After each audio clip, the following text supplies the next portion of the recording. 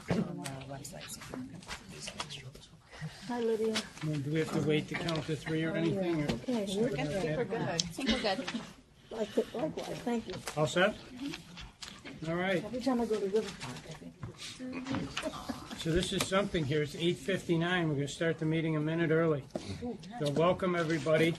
You may have noticed some new faces, but Jerry Mullen, who was the director of our Office of Forensic Services, retired after 36 years in the Broome County DA's office, 28 years as the DA, and then a couple of years at DCJS. He decided that was enough.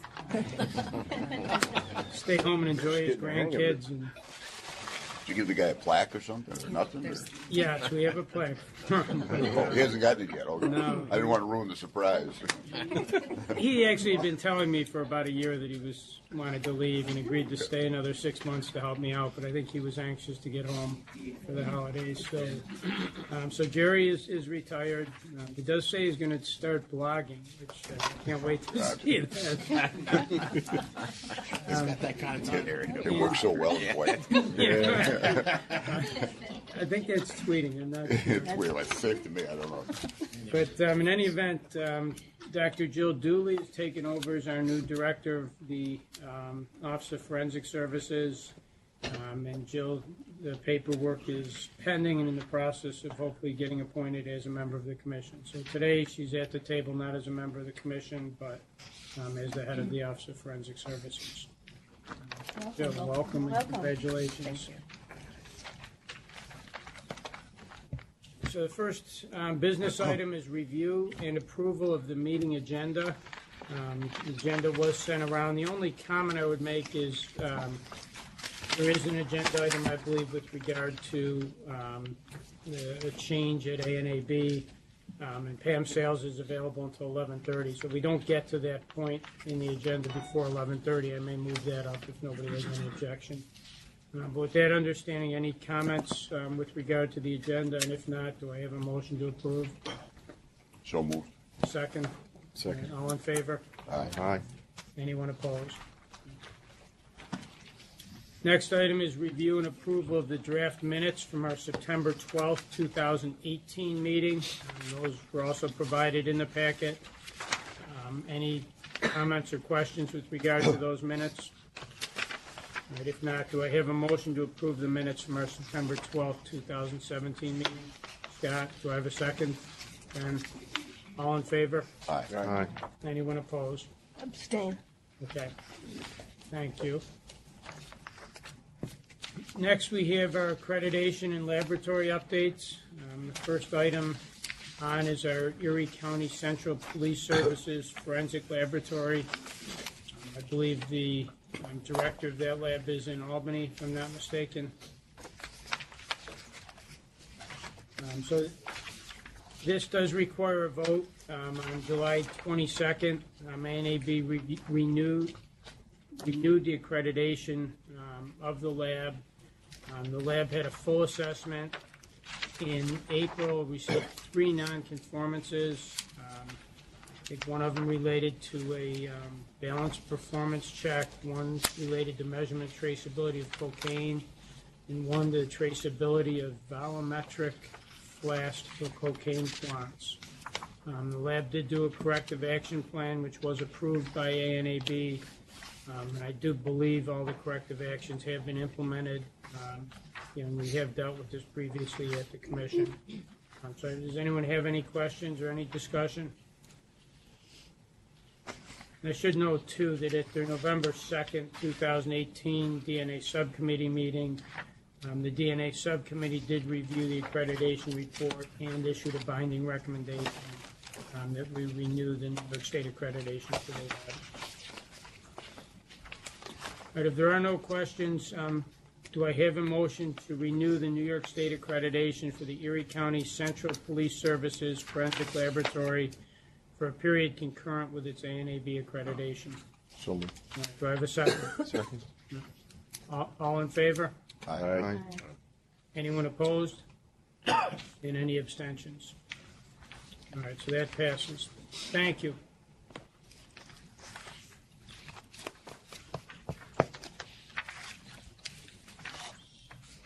I'm just thinking, I'm looking at the room in Albany, and I'm thinking that we didn't do introductions. It's hard to see sometimes who's in Albany there. Who do we have in Albany? I think that's the state police contingency. Oh, okay. Now the camera moved. All right. And then see someone at the table there, at the head of the, Kathy Levine is Okay. representing OFS. Oh, and Charlie. And Charlie's there. Charlie Clark, okay. All right, thank you. Next item we have is the DCJS latent print laboratory. And Charlie Clark, who you just saw at the table there, is our acting director. Jill was actually formerly the director of the latent print lab before she was promoted to run the Office of Forensic Services. This is for informational purposes. There is not a vote required, but first of all, there's a notification of a change in top and key management. And obviously, that change is that Charlie is now the acting director. There is a search actively ongoing for a permanent director. Jennifer Kingsley will be the quality manager. Also on November 15th, the laboratory had its on-site visit where they're transitioned to the ISO 17025 2017 and ANAB 3125 program. There was one finding regarding a standard test report issued, did not contain the date of the performance of lab activity. The lab did propose its corrective action plan to ANAB. ANAB has accepted the plan, and the lab has until January 14th to remediate the finding. If anyone has any questions, again, there's no vote required, but if anyone has any questions, we do have Charlie Clark available to answer them. All right, thank you, Charlie. Next, we have the Nassau County Division of Forensic Science. The lab had a full reaccreditation assessment. There were two findings. One related to documentation pertaining to an annual review. The second, as I understood it, related to validation data for global filer reoptimization and Y-filer. It was reviewed, and at least according to ANAB, felt did not demonstrate testing on mixtures representative of casework. This was discussed at the DNA subcommittee meeting.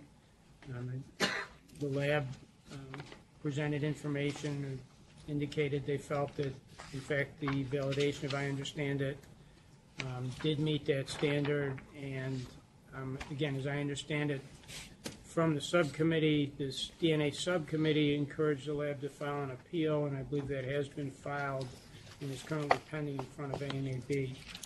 So I don't know if anyone has any questions at this point. Yeah, David. could you just give us a summary, Pat, of what the issue is? So I mean, there, I read all the material, but I'd like to hear the validation issue or the both issues? the validation. So do you want to come up and do it, or you just want me to do it? Feel kind of awkward for. I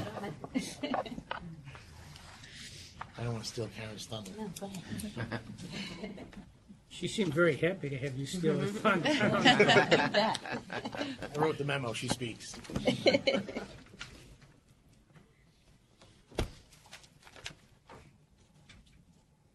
I thought you were doing it. No, that's. Oh, okay.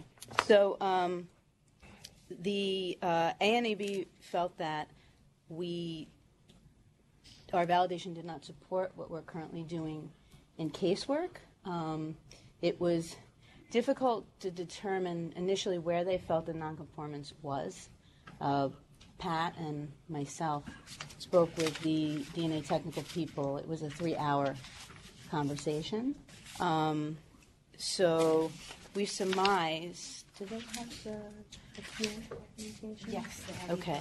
the- So if you, I don't know where it is. We in also there. have very specific disinformation. We didn't make multiple copies. 'Cause Okay. It's very technical. So we surmise from our conversations that they feel that we interpret casework samples with a clear major. So what a clear major means to us is that there's no involved. I'm sorry, there's no what? there's no math involved. No and clear major component. All right. I could give it to anybody probably in this room and say, pick out the big mountains, and everybody could do it without any math.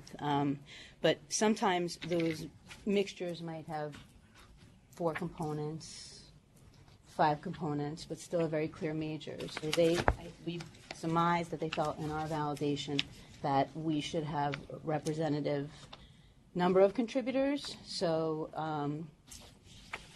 clear majors with 3, 4, 5, 6 contributors, how many we go up to. And then also they felt that our mixture studies should have similar ratios with stochastic issues, so with a lower level of template DNA for those mixtures. We feel what they're describing is more characteristic of a probabilistic genotype typing validation, because when you're doing probabilistic genotyping, you don't have the mixture threshold and the minimum threshold. You don't use the same thresholds that you do when you're doing casework without probabilistic genotyping. So we feel that the standard they're holding us to is characteristic of that type of a validation. Can I just ask along those lines, are you in the process of validating a probabilistic genotyping Yes. software? Yes. And when do you anticipate finishing that and presenting to the subcommittee?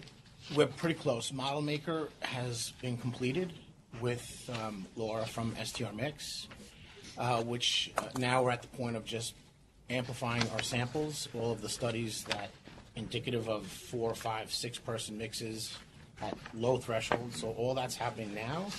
I'd say in the first quarter of next year, depending upon how much of an impact leaving East Meadow going to Westbury into the new lab will have, we're hoping the first quarter of next year. So I would say hopefully by February we'll be on probabilistic genotyping. And again, if I have this all wrong, I apologize, but once you go to probabilistic genotyping, does this all become irrelevant? Basically, yeah. We've validated up to 3 person mixes. You're talking about the previous validation that's in question right now. Correct. We've used ABI's template. So we used ABI about 3 or 4 years ago to complete a validation, and then we just took their template and continued to use it. We've never had issues with that validation, the number of individuals, and we validate according to a certain threshold of amplification. So we know at what point stochastic issues occur. In the memo, I did specify that the validations that we produced supplied that information to the examiners. They know when there are stochastic issues or when to be concerned about stochastic issues. We just didn't have examples of a clear major in greater than 3 people. We didn't have it in 4. We showed them one case, and I had specified a firearm. Generally, if you have victims' blood on a firearm and you have point of contacts from either one person, multiple people on the firearm, that blood sample profile is so great in RFUs, in signal, that generally the minor component doesn't have an issue in interpreting major. But I think they felt that we had to validate every scenario that we were going to use in casework, regardless of how clear that major was. And I just felt like I was being pushed into a 5-to-1 statement, and I just didn't feel that 5-to-1 would be appropriate, because occasionally 5-to-1 works well in certain situations, and sometimes 5-to-1 doesn't work well. So if it's 2.5-to-1, and I could still deduce a major, I didn't want to be prevented from deducing it just because a manual says 5-to-1 and above is the only thing that you can interpret. So we've never had an issue with our validations in terms of past audits. We've used the same format, but again, I agree with what they're saying for probabilistic genotyping. I just don't agree with it for general casework, because our analytical threshold and our stochastic threshold is what drives that interpretation. In the realm of probabilistic genotyping, that goes away, so obviously we want to know if there's a 6-person mixture, a 5-person mixture, 4-person mixture, that the software is capable of making that deduction at any concentration. So we don't generally interpret at extremely low concentrations. I think I believe it's 60 picograms or 32 picograms where the concern of stochastic issues comes up with our Globofiler system, and it's pretty similar in the Y-Filer system. So their response to me during that 3-hour discussion was, we don't have any questions that you've made misinterpretations or misinterpretations in the past. This is the standard, and this is what it requires. So your validation covered mixtures up to mixtures of 3? Up to 3. But it also contained a sensitivity study and a stochastic study. So it wasn't just we looked at mixtures and said, okay, look, if we're at this RFU level, it's a matter of, my opinion was, if you've got a 4-person mixture or you have a 3-person mixture or you have a 2-person mixture, at a certain level of amplification down to a certain template, there always has to be concerned interpretation. My feeling was going through this exercise would provide no additional information to the examiners on their interpretations. And I think we've dealt with this question in the past, and I think most of us would agree with you that your validation doesn't have to exactly replicate every scenario you will ever come up with in doing casework. The question is, that was my response. How close, where's the line? And so what do you do if you get, you gave us the example, if I understood it, where you've got a blood stain on a gun, and then you've got, what I assume would be maybe some touch DNA, and and it's very clear one is, very strong and the others are very low. What do you do in a scenario right now where you get, what looks like maybe, a mixture of 5 people's touch DNA on a gun, and your validation has been with 3 people? How do We you, deem it a type C mixture, and we don't interpret it. all right. We don't even do a likelihood ratio. We just don't. We're not interpreting at this point, but we will be with probabilistic phenotype. But that will be all separate validation. Correct. And it's, like I said, model maker is probably the hardest part of the validation, just setting your thresholds, stutter filters and so forth, and the remainder is just putting the samples in and assuring that the likelihood ratios remain stable on repeat analysis. And at the same time, if there's no question that we can handle a 3 or a 4 with the software, this validation will show that. And so even if you lose the appeal, there's nothing that you've already generated that would be called into question in terms of court presentations or? According to the labs. Okay. And any other labs having this problem with them, with ANET? I don't know. I know with the state police's remediation, I know one of the things that they did was to actually put in the 5-to-1 to be clear that if it's 5-to-1 or greater. Yeah. But I don't want to misquote the state, but I know that was one of the situations, just reading the documentation from the last meeting. I think, David, did you have a question? A few. Go ahead. I guess the first question is, I thought it was my understanding that if you saw a clear mixture that you did do interpretations beyond 3-person. If you saw a clear major, you did do interpretations beyond 3-person mixtures. Yes. You'd go to 4. We do. And so I guess a concern or just a question is when the person of interest is not the major and you have more than a 3-person mixture, like what's the... We wouldn't interpret.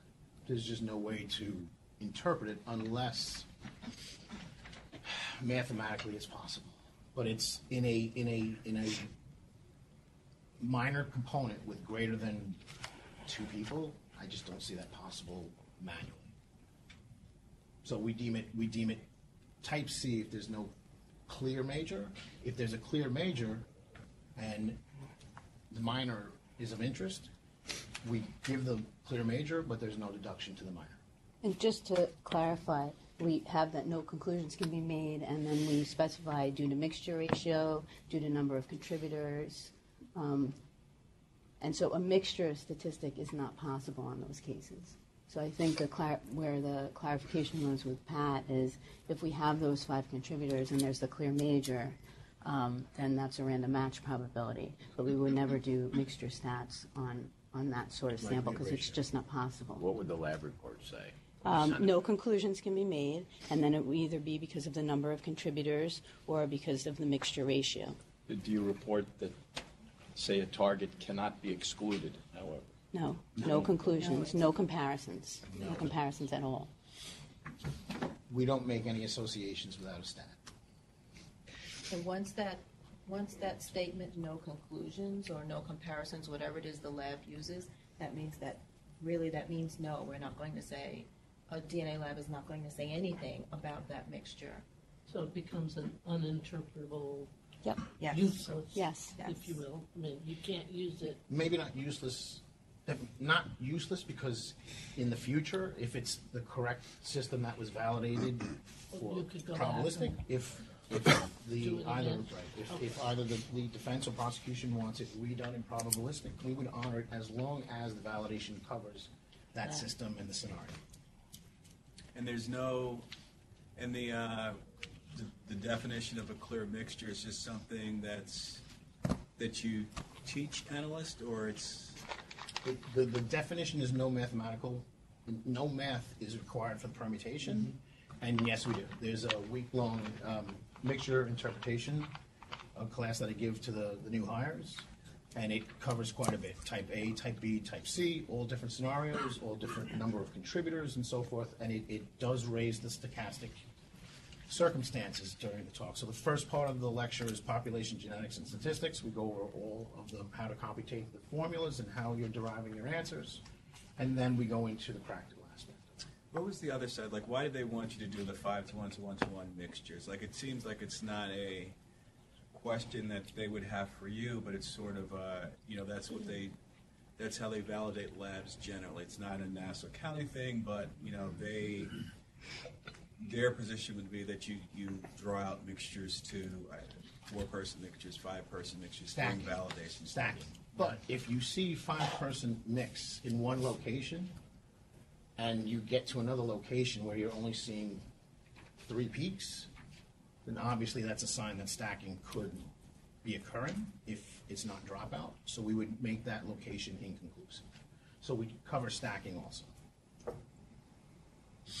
I wanted to also bring up, as someone who used to do audits and inspections, one of the things that you're trained to do is to not bring your personal laboratory experience to the lab that you're inspecting. So even though you may, each auditor or inspector may have done something a little bit different in their lab to validate something, but that doesn't mean that what the lab that you're going to inspect or audit has done something incorrect by not doing it. So it is sometimes difficult to separate out your personal experience from your lab to what it is that you're bringing into the lab that's being inspected. My concern isn't the personal experience of the auditor, but whether ANAB, for the industry thinks that, labs ought to validate, 4-person mixtures, 5-person mixtures. And from a layperson's point of view that gets lab reports, we see them all the time. And so so the concern for us is whether or not, it's something that ANAB is requiring of, every lab we go to, and then I think that as they start moving in, we're starting to experience something new. This is a new experience as ANAB. We transition over to ANAB. The laboratories may be encountering something different. Don't know. I think we're kind of on the fence of your classic deductions of random match probability and likelihood ratio to an expert system, and I think we're caught somewhere in the middle. But you're correct, though. By the time we would need, let's say, if we lose that appeal, I think by that time we'll already be on probabilistic genotyping.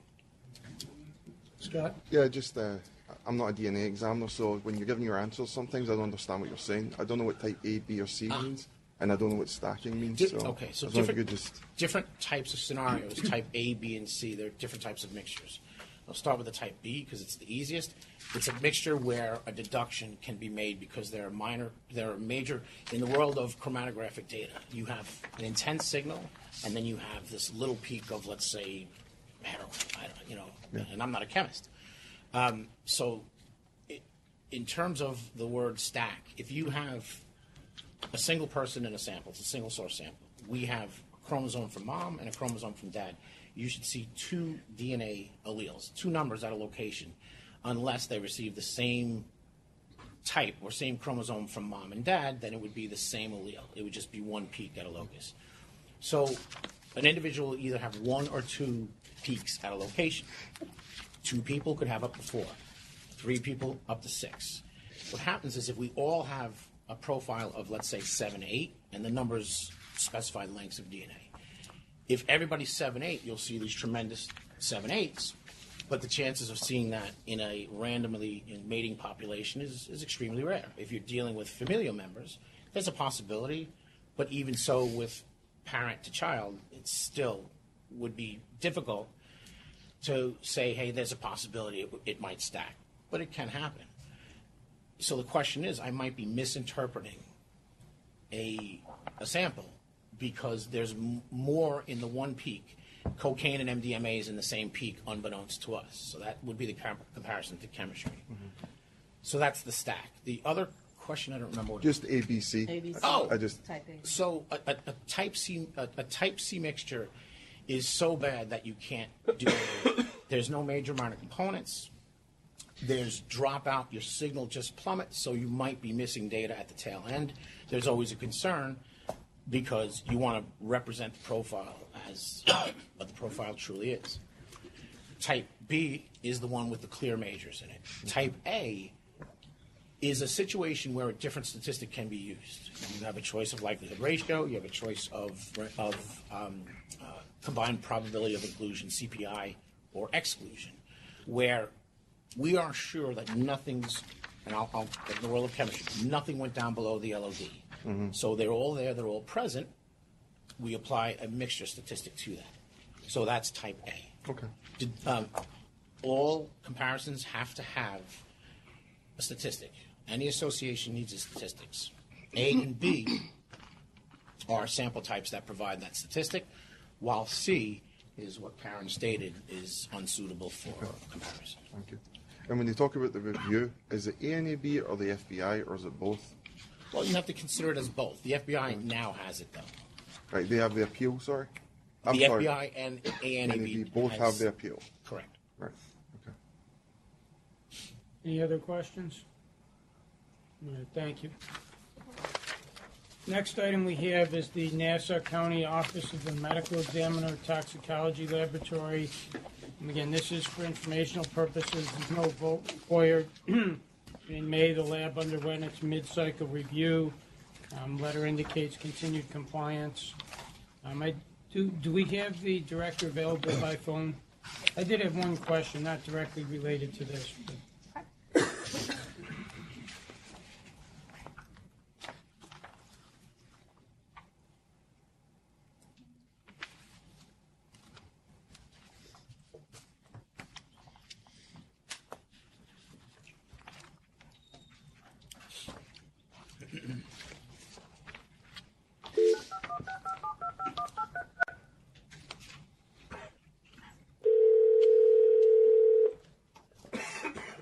Toxicology. Hi, is Dr. Avella available? Who's calling? The Commission on Forensic Science? Sure, hold on, please. Thank you. knock, knock. Who's there? Commissioners meeting.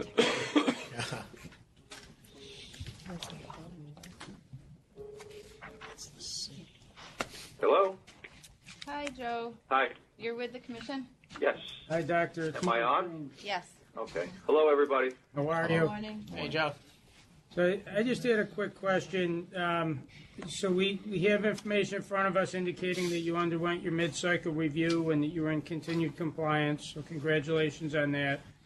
And my question kind of is looking into the future. As I understand it, the current review was under ABFT standards, and as we discussed, the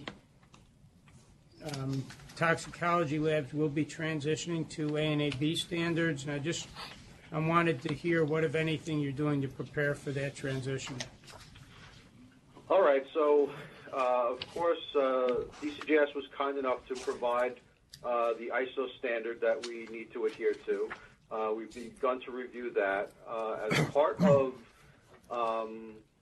preparation for ISO, we decided that we would institute and use Qualtrics. So that has, we have an install date and training dates that are, have been detailed. So that's upcoming. As far as, let me think, what else is coming along with this? We have had a few regular meetings with with the other laboratories. Those haven't really gotten rolling yet. We're all waiting. Some of the laboratories have been trained. My training, along with my QA manager and a couple other people in the lab, is upcoming in January. So that's when we'll have our ISO training. And at that point, I think I would certainly be ready to, maybe dig in a little bit at that point. So, that's what comes to mind offhand. All right. Yeah, I just want to make sure that the labs are actively working on that process, and that we don't get to a point when we're moving there when people are looking at the commission saying we didn't know this was going to happen. So certainly appreciate what you've done, and if our office can be of any assistance in the transition, don't hesitate to reach out. Thank you. Anyone else have any questions? Thank you. Okay, thank you. Thank you. Next item we have is New York City Office of the Chief Medical Examiner, Forensic Biology Laboratory. I do believe we have the director with us here today. This is for informational purposes only. There is no vote required. As I understand it, ANAB conducted an off-site assessment. The laboratory received 3 non-conformances, all 3 related to the lack of documentation relating to the 2017 internal audit plan. Again, as I understand the materials, the lab has submitted the remediation plan, received ANAB approval, and the remediation will need to be completed. This is right by Christmas Day. Interesting day they picked. Anyone have any questions for the OCME? Just a quick question, nothing. Hi,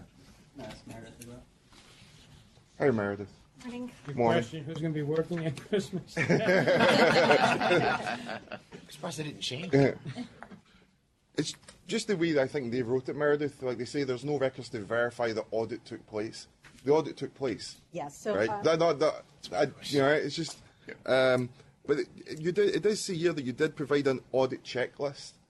When I look at your plan, it talks about the laboratory's procedure will require. Remediation plan. It'll be either done by a checklist, spreadsheet, or an audit trail, or other means of documenting the audit. So they're accepting a checklist as part of your solution, but you provided a checklist, and that wasn't acceptable. what they wanted was, in addition to on the checklist saying that we're conforming with a particular standard, where we saw in our laboratories management system that we were conforming to it, which is something that we were never asked to document before. So just as an update, the lead auditor did accept our remediation this past Wednesday on the 5th, and the final report will be issued, I was told yesterday, within a couple of weeks. So the commission should be getting that within the next couple of weeks. Just for clarification, it all's been in very general terms, like what was the remediation plan, what was missing, and what was accepted?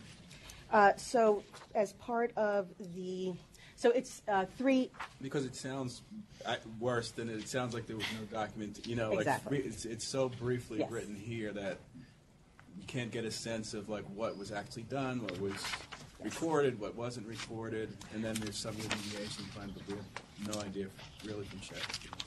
So concerning our audit plan last year, the internal audit was performed by myself and the nuclear technical leader of the laboratory. And since it's just the two of us, we didn't think that we needed a written audit plan between the two of us. It was just, we know we're both assessors, so we know what standards we're working with. We know the A&EB requirements.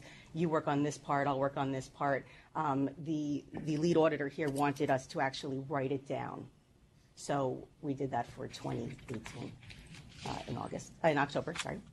And the other issue is that with the checklist, although we both sat there and wrote down on the checklist where we had conformance with the different standards, that they wanted us to literally spell out for this particular standard, conformance was found in this manual on this page. And so that's easily done because we're doing it anyway, so we did it in October. And the lead auditor found that those remediations were acceptable. I also updated the audits and assessments manual and our quality assurance manual to indicate that audit plans will be written and that we will use, we'll likely use more of a spreadsheet sort of field guide for documenting our conformance with each of the different standards moving forward. Mayor, can I just a quick question? So essentially, it was more of they just wanted to know the proof Exactly. for each finding. Exactly. The checklist Exactly. wasn't out. Correct. So in the past, and I went back to 2010 in our documents since we became ISO accredited, and nobody had ever asked for something of that extensive. Normally for a full assessment, I'll fill out a conformance file, which is kind of what they wanted here. So we never did that before, but we did it this year, and we can surely do that moving forward. Okay, thank you. I just had one question or comment. If I understand the communication trail here correctly, when you got the nonconformances from A&EB, I don't believe those were communicated to the Office of Forensic Services. I think ultimately they had to reach out for that documentation. Do I have that right? And if so, maybe why did that happen? And in the future, can you communicate those to us? I did send the audit report. I did send. I think what you're referring to is our internal ISO audit. We didn't know if we needed to give that documentation for 2018. But the off-site surveillance visit, I did send that document to A&EB. Didn't do it, so I sent it to DCJS. All right. So are we set with that, or is there anything else that we need? Oh, I think we're set with that now. All right. After we reached out. Yeah, just, as timely as possible, obviously, we need to be kept up to speed on all the communications that are happening. And I think, at least my understanding is we're not getting the same information from A&EB that we used to get. So it's important that we get it from the laboratories. Yes. All right, thank you. Anyone else? All right, thank you. Next is the Office of the Chief Medical Examiner, Forensic Toxicology Laboratory. It's my understanding that the director is available by phone. Again, this is for informational purposes. There's no vote required. There's a letter that was in response to the laboratory's response for additional information following a mid-cycle review earlier in the year. I believe these are documents that we reviewed at our September meeting. There's also another letter, the notification of, is it Alba Arango's promotion to assistant director. So I don't know, does anyone have any questions with regard to those items? And again, the only question or comment I would have, and I don't know if we need to get the director on the phone, but just again, we want to make sure that the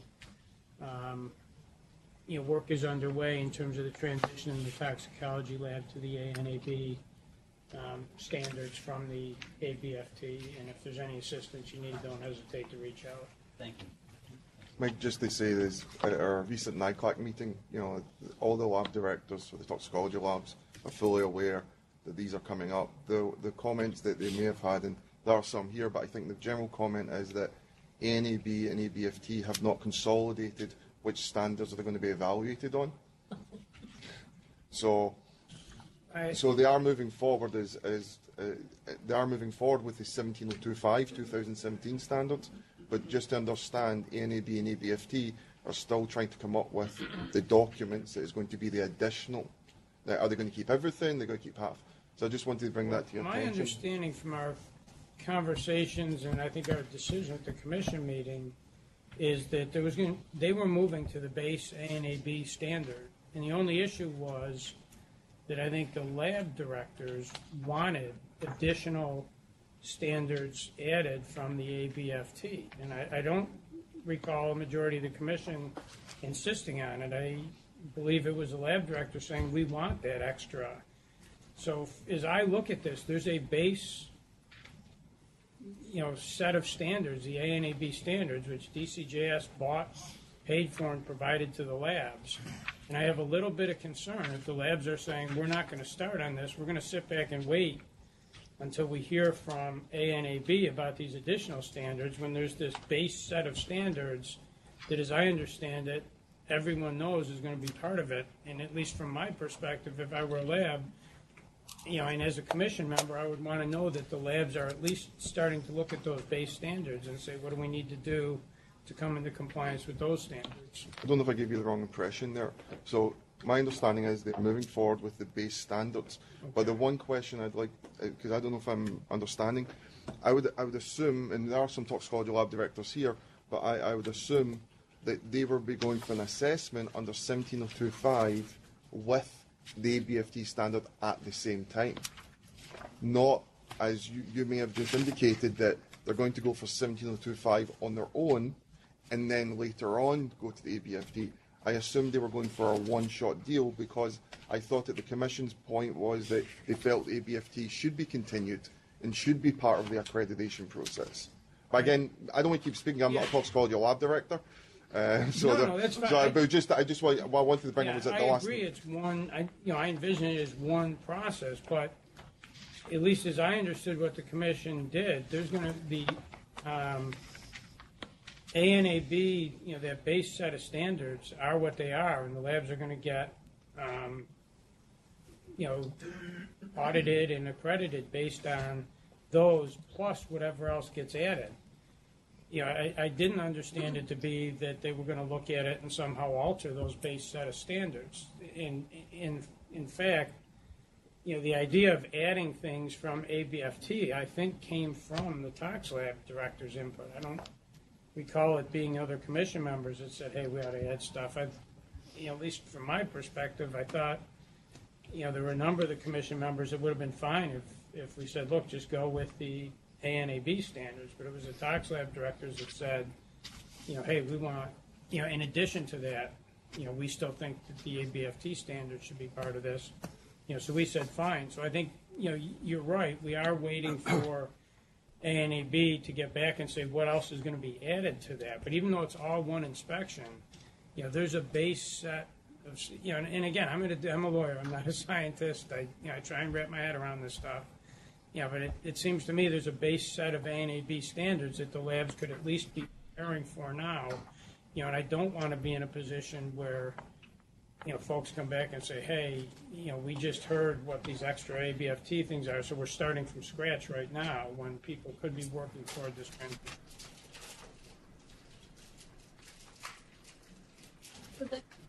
From what we've already heard about a couple of ANAB surveys of labs, up with perhaps new expectations.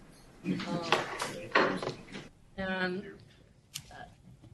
I would hope that ANAB heard our concern about, in moving from what had been to their system, the lab directors have a concern. They don't want to give up that which is good science.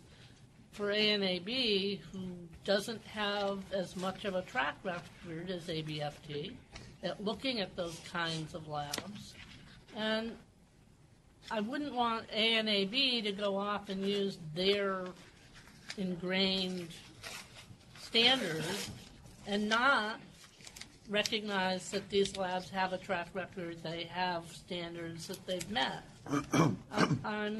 I'm getting concerned that ANAB's survey process is introducing things that without consultation with the labs. I don't know who they're using as surveyors. I don't know whether they're bringing personal experience to the process, but we had concerns about ANAB taking over the process. I know I was one of the people who expressed concern about leaving ABFT standards that have been long-standing for DOH and for DCJS for these labs. I'm feeling uneasy about this decision to have moved to ANAB and their new standards. I don't want to trap the labs into having to make massive changes to writing down a plan for that they were doing, or to coming up with standardized profiles, or now to ignore the standards they've been living by for years. But I think. Well, my recollection is that we spent a lot of time looking at the differences between the different programs, and while I agree with you that, the ABFT is a set of standards that they've been living by for a long time, I thought I recalled us, identifying strengths and weaknesses of each of them, and I think that there were some strengths in the ANAB process that were not found in the ABFT, and certainly there were some things in the ABFT that were specific to Tox Labs that were benefit. And I thought that weighed into the decision to move. To the extent there's labs out there that start this process and feel that there's something unfair or unduly burdensome about it, I would expect they would come to the commission and talk to us about it. And so that's why I'm kind of asking these labs, have you started, and where are you, and if you need help, let us know. So I absolutely that's part of the reason I'm asking these questions of the labs now, because I don't want to wait until we get to the point where someone's accreditation runs out and hear for the first time, that there's a problem with these things. I would rather hear it, now while we've got some time to deal with it. I absolutely concur with the review of ANAB process. I think there were issues raised about the technical components in some areas, and toxicology was one of them. So, yes, the labs need to come forward and say, yeah, we'll meet ANAB's baseline. We'll move to that, but here are things that need to be dealt with. So, Mike, is it appropriate to ask for an official feedback from the toxicology labs to tell us as soon as possible? Is that something you could get at your next lab directors? Our next meeting is not till June, so I think that may be too late. We have a toxicology lab director here who's also part of the toxicology technical working group, where a lot of the toxicology lab directors are present in that technical working group. Right. So I think the director from Westchester County would like to. So, should I just sit down? Sure. I forced my way into Buffalo at the beginning of November to attend the first session of training of ANAB and the movement to it. There were 4 directors there. Introduce yourself. I'm sorry, I'm Betsy Spratt. I'm the director of the Forensic Toxicology Lab in Westchester County. When you say you forced your way in, I'm no kidding.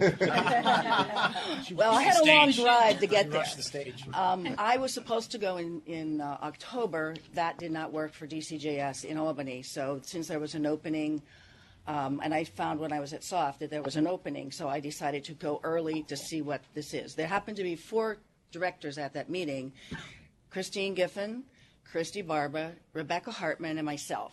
And we were listening to some of the changes that we have to adopt.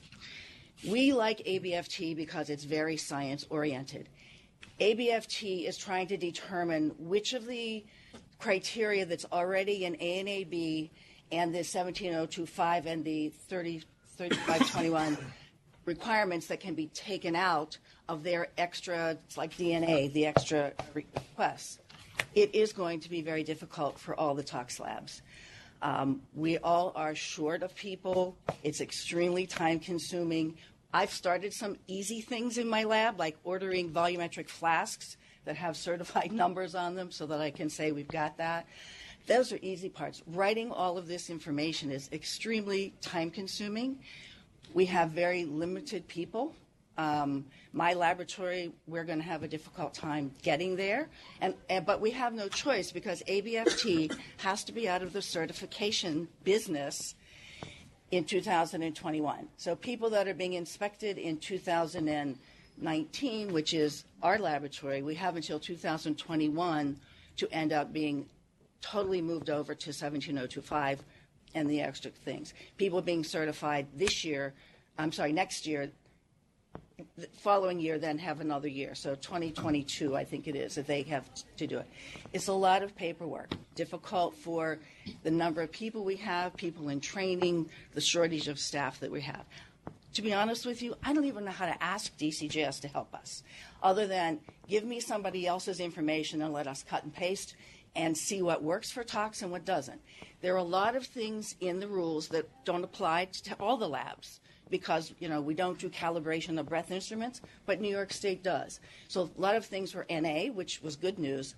There are a lot of little things that we have to change that it's like, now where do we put it? And now we have to write all of our manuals to go now with the 17025 requirements. We meshed some of the different requirements together with the 17025 and then the additional requirements from ANAB. And then we just found out they were just changed. So we now have to go back and look at which ones changed and then undo those different requirements. I've started minor things, but I think in 2 years, my lab is going to have problems because of what's going on with what we have. I understand it's difficult. And we at DCJS went through the process of moving from not having any accreditation to getting ANAB accreditation. So I understand everything you say about the paperwork involved. And we're just as short-staffed as anybody else.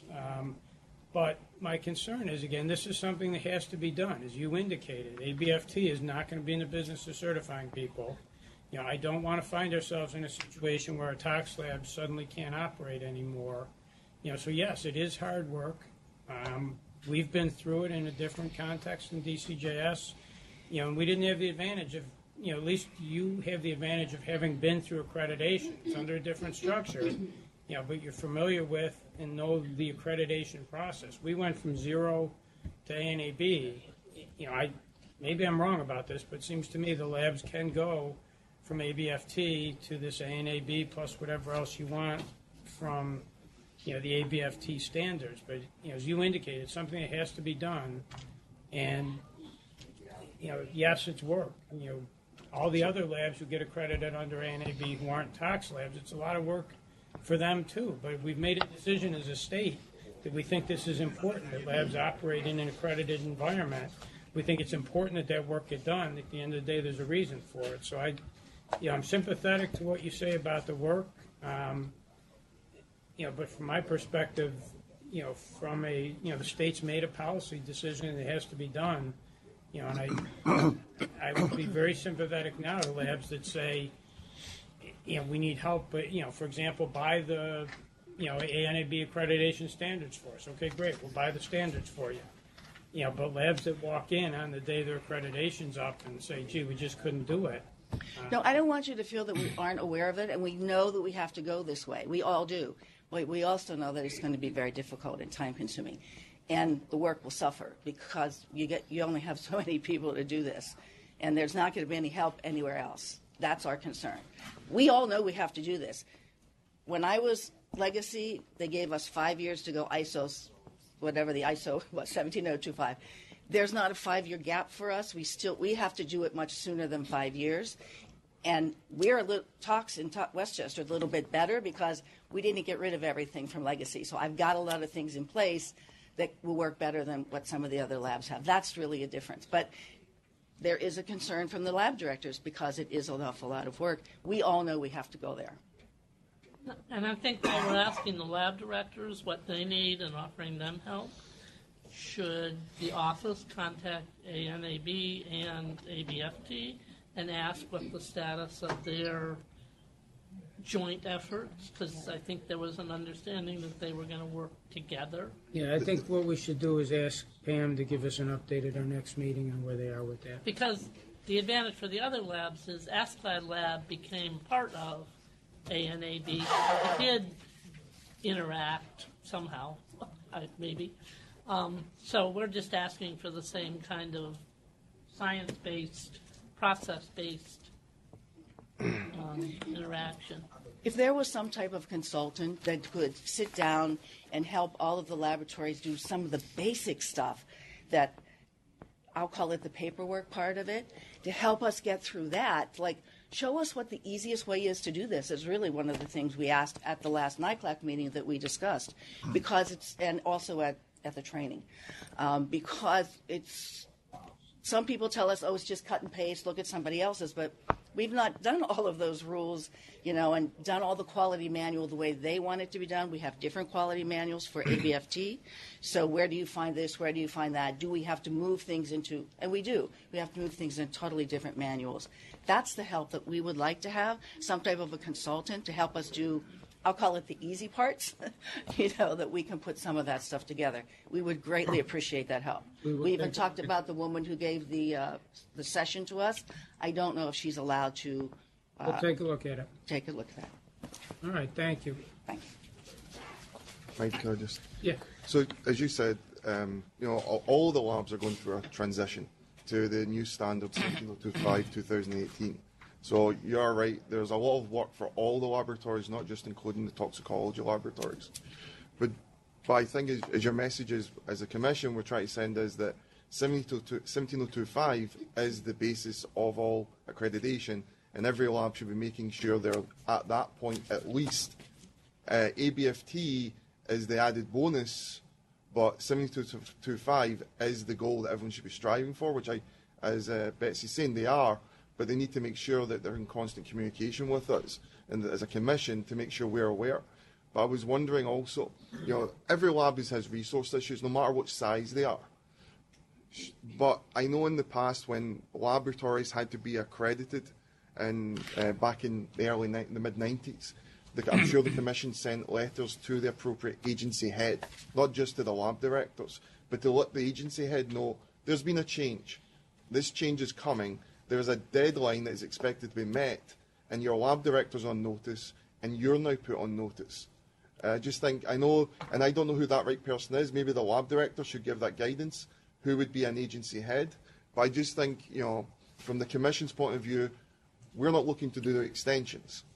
I don't think we can do extensions. I don't think ANAB can do extensions. I don't think we can do extensions. So I think, you know, as you said, there's a drop dead date. The only thing I'd say to what Anne was saying was, I believe when Pam Sale was here, she mentioned 2020. As you hear Betsy, it's now 2021, 2022. So those dates are moving with ABFT requirements. But the 17025 is not changing. They're now 2018, 17025 requirements. So I just wanted to bring that to the table to discussion. Yeah, I would think that the lab directors would, you know, if we provided what I thought was clear guidance to lab directors, they can certainly turn around and inform whoever they report to of the requirements. I guess I'm a little confused about why the commission would need to write to anybody else, but I think it would be good to get Pam in here at the next meeting and just get clarification from them on where they are with the extra ABFT standards. So, representing the simple-minded wing commission. I thought that was me. Betsy, correct me if I'm wrong. What this comes down to is the transition from ABFT to ANAB and 170, whatever, requires more paperwork, more documentation. Is that what this comes down to? It requires different. Yeah. Does it produce a better product? Well, I think we made that decision in part. You know, I mean, we don't have the choice. I understand we don't have the choice. Shouldn't ANAB? We spent a lot of time looking and comparing. You know, Brian and the staff. Spent years doing charts for us and outlining and putting side by side the different. Right. Understood. And I thought we'd come to the conclusion that there were some strengths in the ANAB that weren't in the ABFT, and then it made sense. Well, didn't we add things from ABFT also? Well, then the lab directors asked us to ask ANAB to add things from ABFT that were tox lab specific, but that we still made the decision that we wanted that ANAB base because we thought that it had things in there that were important. Wouldn't it be incumbent upon NAAB to sit down with New York State tax lab directors at a structured session and say this is what's required, and maybe listen to their feedback and say, you know, you're right, that's an onerous task that really doesn't produce a better product and isn't necessary, and we'll change that. I think that the ANAB is using an international standard as a basis, so that's not going to change based upon whatever the forensic toxicology lab directors think. That basis is in place, and that's the vast majority of the new standards that toxicology laboratories have to deal with. There's accreditation requirements, forensic science specific, that, as Betsy said, she may already have them incorporated somehow because there's ABFT. So I think the main thing is to recognise from my conversation is ANAB is the better product, in my opinion. I don't know if all the lab directors agree with me in the state, but I think it's a better product in regards to you have a foundation for all the forensic testing laboratories in the state. And then, as Commissioner Green was saying, we talked about ABFT would want to continue as, you know, it's subject matter specific, like the QAS document is for DNA. So I think the main thing is coming from the past meetings is 72.5 needs to be met, and the deadline's coming up, and everyone needs to push towards it, because that's the foundation of all the laboratories since 2010 when we all went international under ASCLD Lab and we used the international document. But I completely agree with everything you just said. But as I'm listening to Betsy, I think that the lab directors are kind of asking for a little assistance maybe on some of the more trivial things. And we pay ANAB a lot of money. Why can't they sit down with the directors and say, look, let's go over this, not change it, not seventh inning, strike two, you're out, none of that stuff. I mean, just help them out.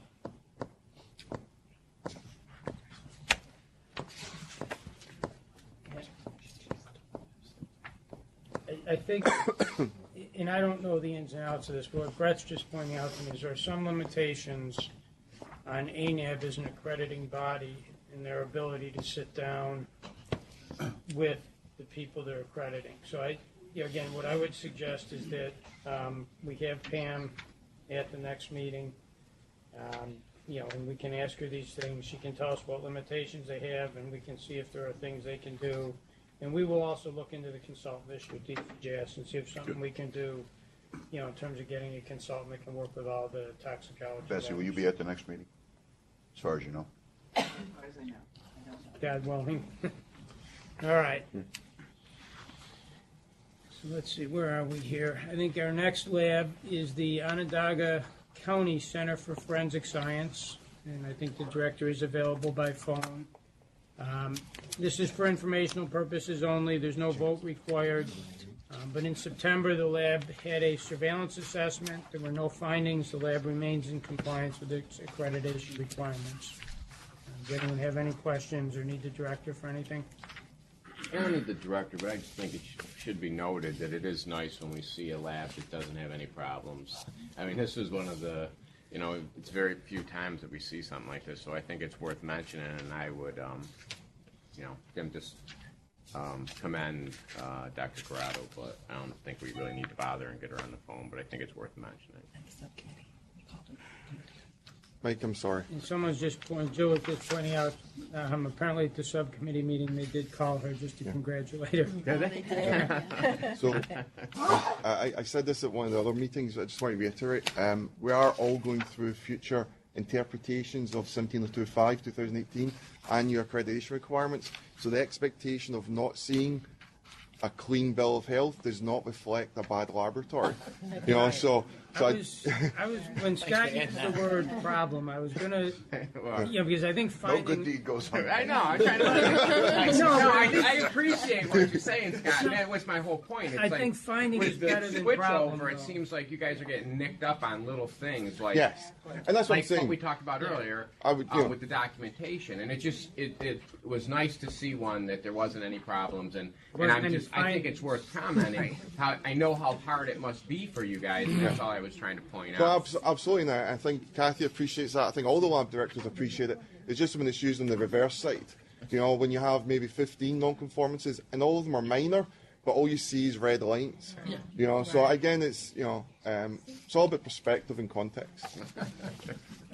And I certainly appreciate those comments, so thank you for raising it. Next, we have the Suffolk County Crime Lab, and I believe our quality manager is available by phone. This, again, is for informational purposes. There's no vote required. In September, the lab had an off-site review. There were no findings. The lab remains in compliance with its accreditation requirements. Any questions or any need for the quality manager? No, I'd just like to commend the Suffolk County. Thanks, Vince. It is a big deal. Next, we have our Westchester County Division of Forensic Toxicology, and the director is here with us, obviously. Earlier in the year, the lab underwent its mid-cycle review. The letter indicates continued compliance. So again, congratulations. Any questions?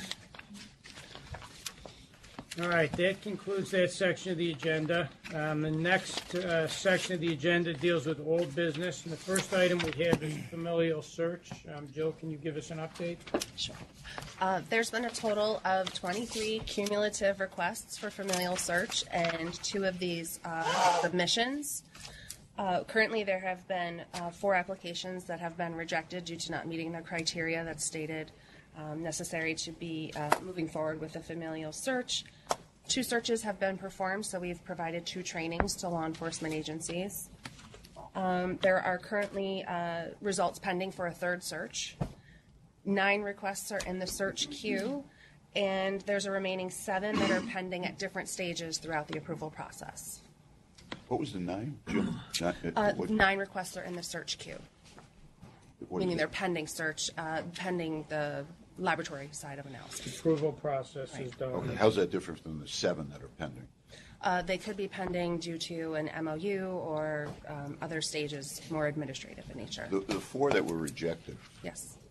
have the submitting agencies corrected the mistakes that they made? I believe that's 2 of the resubmissions that Okay. were, and some of them just don't meet the criteria to fall within being accepted as a familial search. Got it.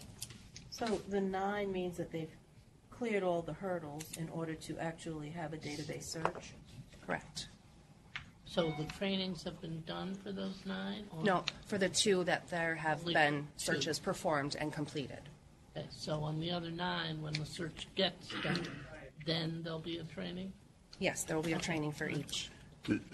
If agency A submits a request, undergoes the training, and then 6 months later, same agency, same detective submits a different case, does he or she have to undergo the training again? Yes, they do. They do. The way we wrote, That's the way we, that's the way. the way we wrote it, that has to happen. So that, if at some point in the future we revisit it, we can look at Yeah. what we want to do. Can we know what 2 counties, or was it 1 county that got the searches, or no? No, the cases are still open. And so there was a search. Does that imply there was some sort of information yielded from that search, or? In one there was, and in one there was not.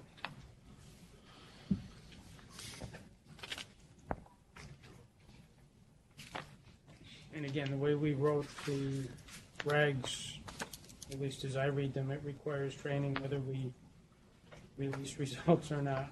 And, so there, I think if we do decide at some point in the future to revisit these, there's probably things that we're learning as we go along that we might want to look at again. But, for now, as I read it, every time a search is done, before an agency is told anything about what happens, there has to be a training, whether they've had one or not, whether there's anything to release or not. So in one of them, there was no results to submit as part of the search. Correct. So we're just over a year into this, right? And so far we have 1 search that's led to something that after the training might actually get used. Correct. Okay. And I guess when you say we're just over a year in, yes, if you're going from the date that regs were adopted. There was a lot of administrative, but, you know. Yeah, not it's only taken- administrative, but practical stand-up Yeah. time. It's not a quick process. I mean, it was deliberate and it was, no. Yeah, I think we designed it that way on purpose to Yep. at least start fairly narrowly. I think there had also been a question about how many requests we were going to receive, which is why I think we were also comfortable with it being more deliberate. But if we're starting to see an uptick on the number of requests, and especially from the same agency and the same submitters of requests, maybe we can revisit something like having them have to be retrained each and every time if they are the same submitter. So, but that's not anything that we could have anticipated prior to starting up the process. Yeah, and we certainly haven't hit that point yet. Okay. Do they come to Albany for the training? So far, the two have, yes. All right, so next, Ann Walsh, Department of Health update. Anything that you want to provide us? I understand you do have something. So maybe what I'll do, since there are new members here that may not be familiar with what DOH does, I'll just do kind of the brief overview that I did for the DNA subcommittee in November, and then move on to the department's response to a question that they had. So the Department of Health oversees clinical laboratories, and in 1994, when they were setting up the laws that were going to govern forensic DNA testing in New York, it was decided that because New York State had this established system and history of regulating clinical labs, that there would be a division of oversight. So obviously, folks know what the commission and the DNA subcommittee do, and then the counterpart to that is if there's a commercial lab that does forensic DNA testing on specimens derived from New York State, they have to have a permit from the Department of Health. And we essentially ask for them to meet the FBI's quality assurance standards, and then there are a few more additional New York State specific standards. And the definition of a clinical lab in 1994 was modified to include any test that was done for purposes of identification. So that's where it is in the law. It's in public health law.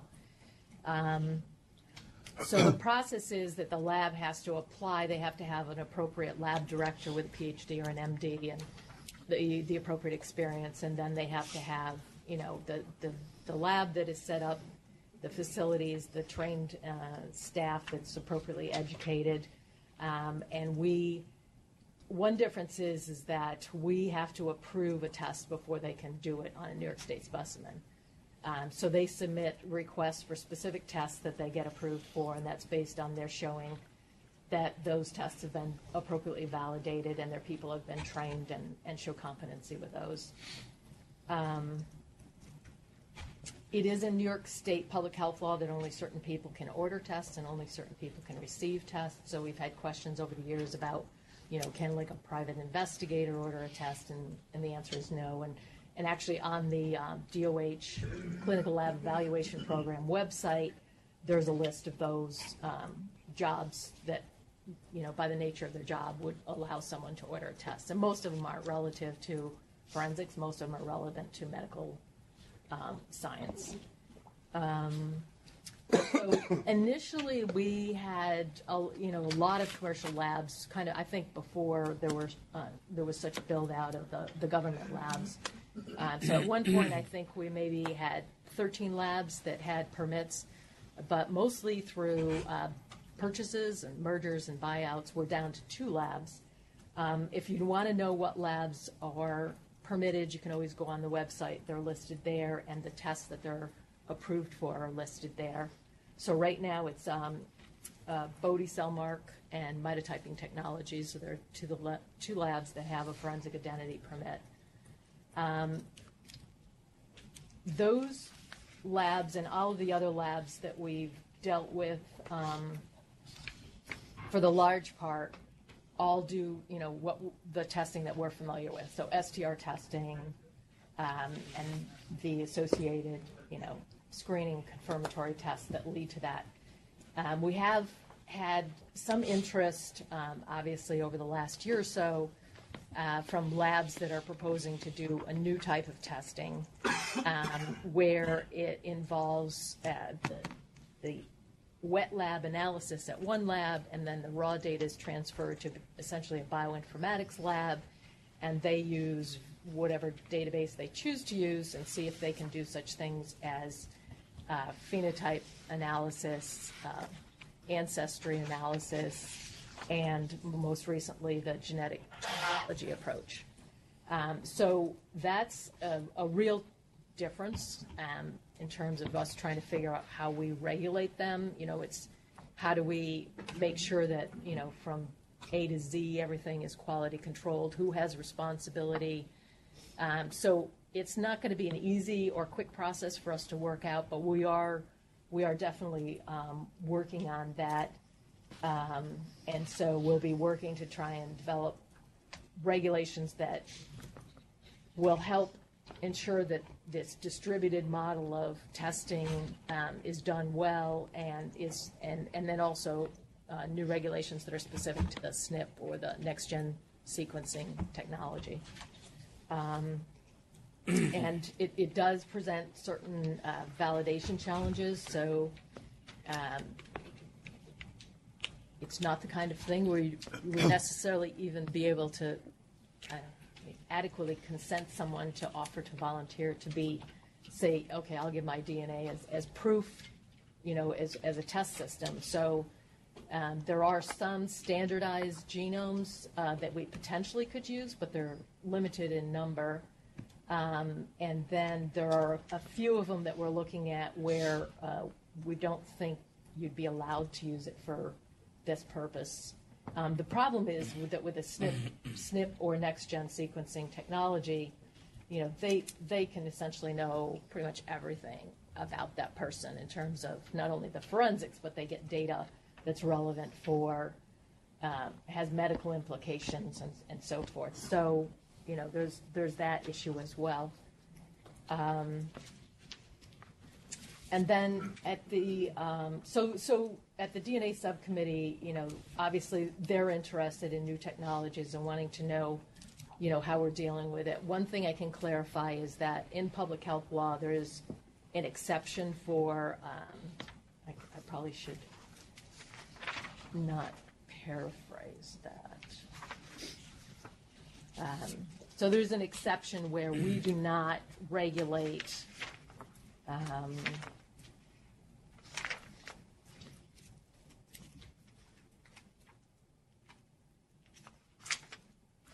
Essentially, if it's being conducted by an investigator under for research. No, I'm actually getting at, and I'm sorry that it's taking so long to find it. There's too many laws. Too many lawyers in the room. So here it is. The title should not be applicable to, and the department shall not have the power to regulate, pursuant to this title, any examination performed by a state or local government of materials derived from the human body for use in criminal investigations. So that's the carve-out. And so because of that statement, we don't have any regulatory authority over the rapid DNA technology that would seem being to looked be at. The carve-out for what the commission Right. controls. Right. So, and what's that company you and I talked about where they give you data about like hair color and height? That's and Parabon. Parabon. Mhm. So, if my police department wants to send them a sample, that's an exception? No. Okay. No. If you're going to use a clinical laboratory to do it, then they do need to be a permitted lab. If I understood the exception you read correctly, if the Onondaga Center for Forensic Sciences decided they wanted to do it. Correct. In-house. In-house. Yes. And that Syracuse PD wanted to send it to them, that would be an exception to your. Correct. But it would fall under the commission, be regulated by the commission. So if you put the commission's charge together and your charge together, it would seem to cover all the scenarios. The state and local forensic labs are in the commission's realm. Private labs are in your realm, regardless of whether it's a state or local entity that sends them the sample. Right. And I think you said Paramount is applying for. So they haven't officially applied. We're in conversations with them. They actually hired Mark Wilson, who was at the FBI's lab for 20 years, as their certificate of qualification holder. So he'd be the lab director. And so he's working with them to try and, work through the documentation. And we're having conversations with him, and it's going forward. So the specific question that I was asked at the DNA subcommittee was some sort of a scenario where there is an active event and ABFT or the FBI or somebody is there and they want to do this to get a quick investigative lead to advance their investigation. And they said, well, the Department of Health surely would let them do it in that case. And the answer is that, and I'm just going to read this. In general, New York State does not have jurisdiction to place restrictions on the federal government conducting federal work. A federal agent could send samples to a non-New York State permitted lab as part of a federal investigation. However, a New York State law enforcement officer could not ask a federal agent to send out a sample on behalf of state law enforcement. So essentially, the Department of Health's legal team is saying if it's a federal investigation, we don't have anything to do with overseeing where they get their testing done. But if it's a New York State investigation that has not been handed over to the federal government, then you have to comply with public health law. But sometimes that decision isn't made until much later. So if I have a matter of joint jurisdiction, a kidnapping, a murder that involves a separate federal offense, bank robbery.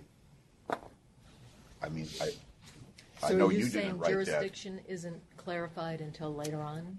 Right. It has to. The feds have to make sure there's enough cameras involved before they'll take the case. Be careful, Bill. There's a camera on right now. But if SPD cop and an FBI agent are, chewing the fat over how to investigate the case, and the FBI and the SPD guy says, well, we could send this, CODIS, we came up blank, but we could send this to Parabon and get a description. Your lawyer is telling me that's...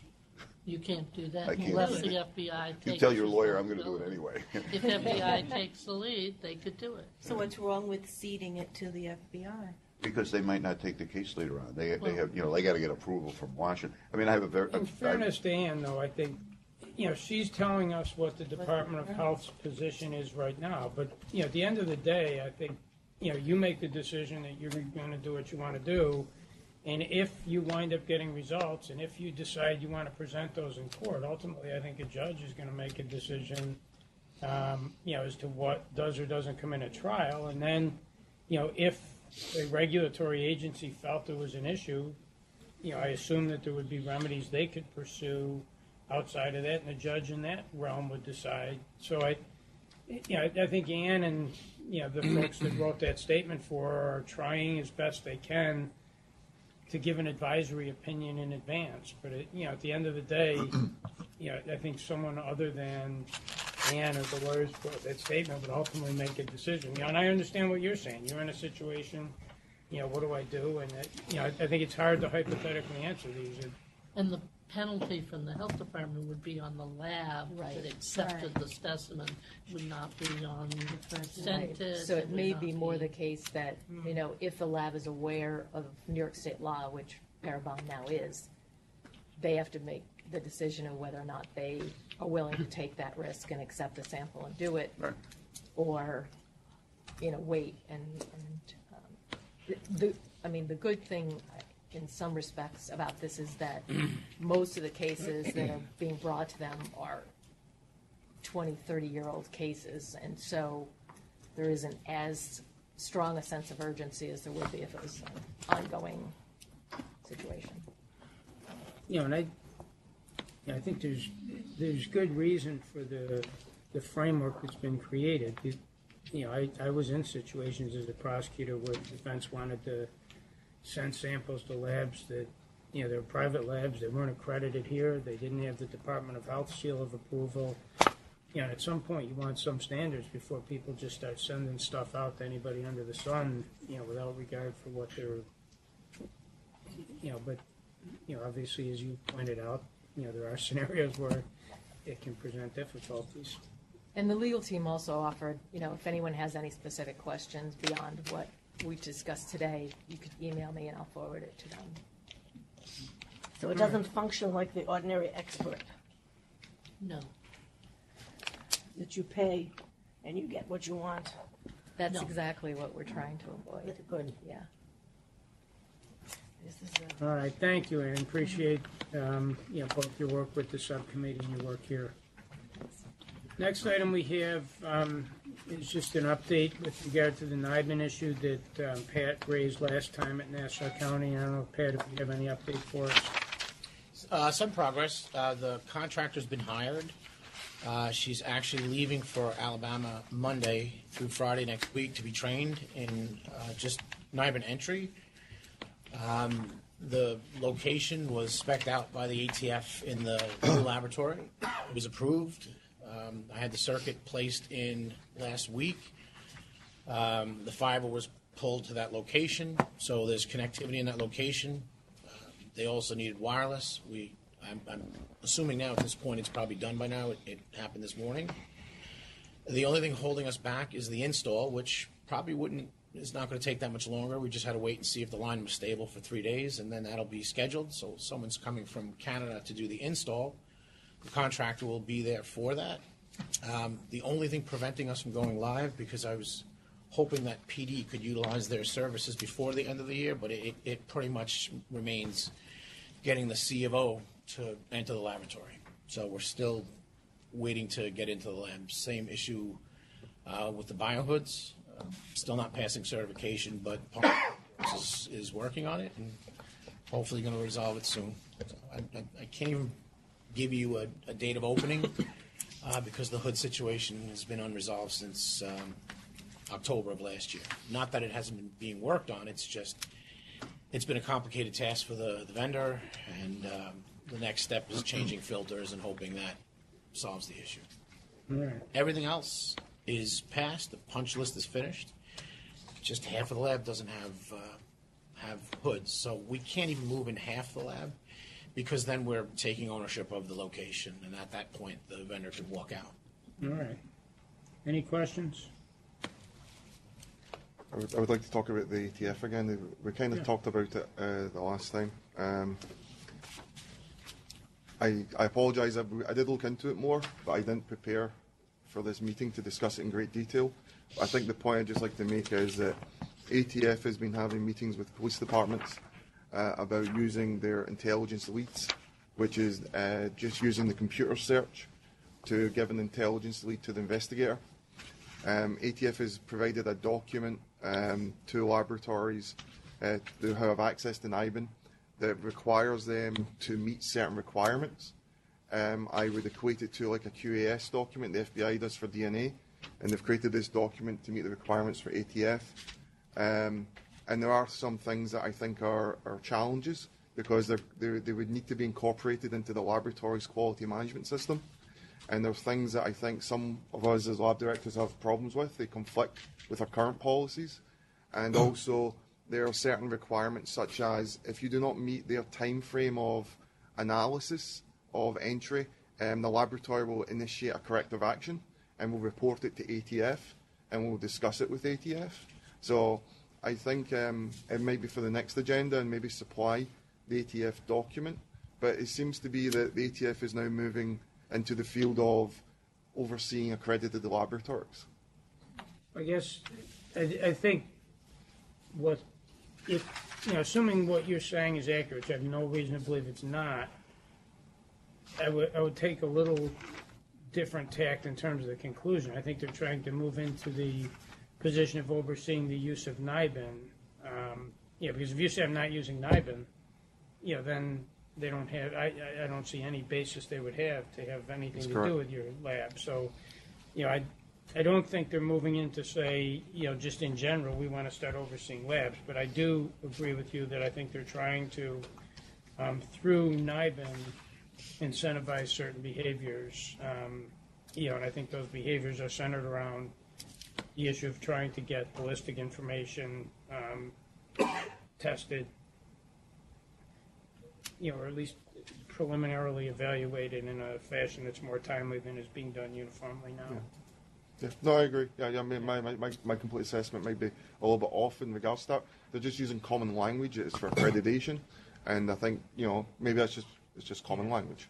I don't have the same concerns. I actually, and forgive me for using CODIS, but as soon as we get notification from CODIS, the first thing we do if the case isn't done is complete it immediately. And the reason why I like this program so much is because, for one, as I'm telling you, it's 98% accurate. So for me as a director, that says grab that particular case, complete it, and get the information out as soon as possible, the way that we do it for CODIS. So I see it as a benefit to the police departments and the district attorneys. And I know it's a difficult thing to say, well, within 2 days to complete a task. But from what my understanding is, it's still in its initial stages and so forth. And again, we're one of the first people to jump into this because it really was a big savings for us monetarily. But I enjoyed the fact that another agency, kind of like the late print databases, as soon as you're provided information, that we have to run with it. So I don't think that's completely true what other laboratories are going to choose to do, because they're using the intelligence to give the investigator the information, and then they're waiting for the investigator to say, well, now make the evidence. Where some laboratories may not be using or kind of the possibility of not actually doing the physical examination. And therefore, and I think, like you said, I think it's over 90%. I don't know the exact number ATF is purporting. About 98% accuracy. But well, the number I was told was 94, but now we're just arguing over 4%. But I think the point being is that there are ways that laboratories, according to this procedure, not that ATF is telling you, but if the investigator gets that result, is there a need to now do the physical examination of the evidence? It's dependent upon exactly the jurisdiction, that's my point. It won't fly in Nassau County. There'll be a comparison in Nassau County prior to going out.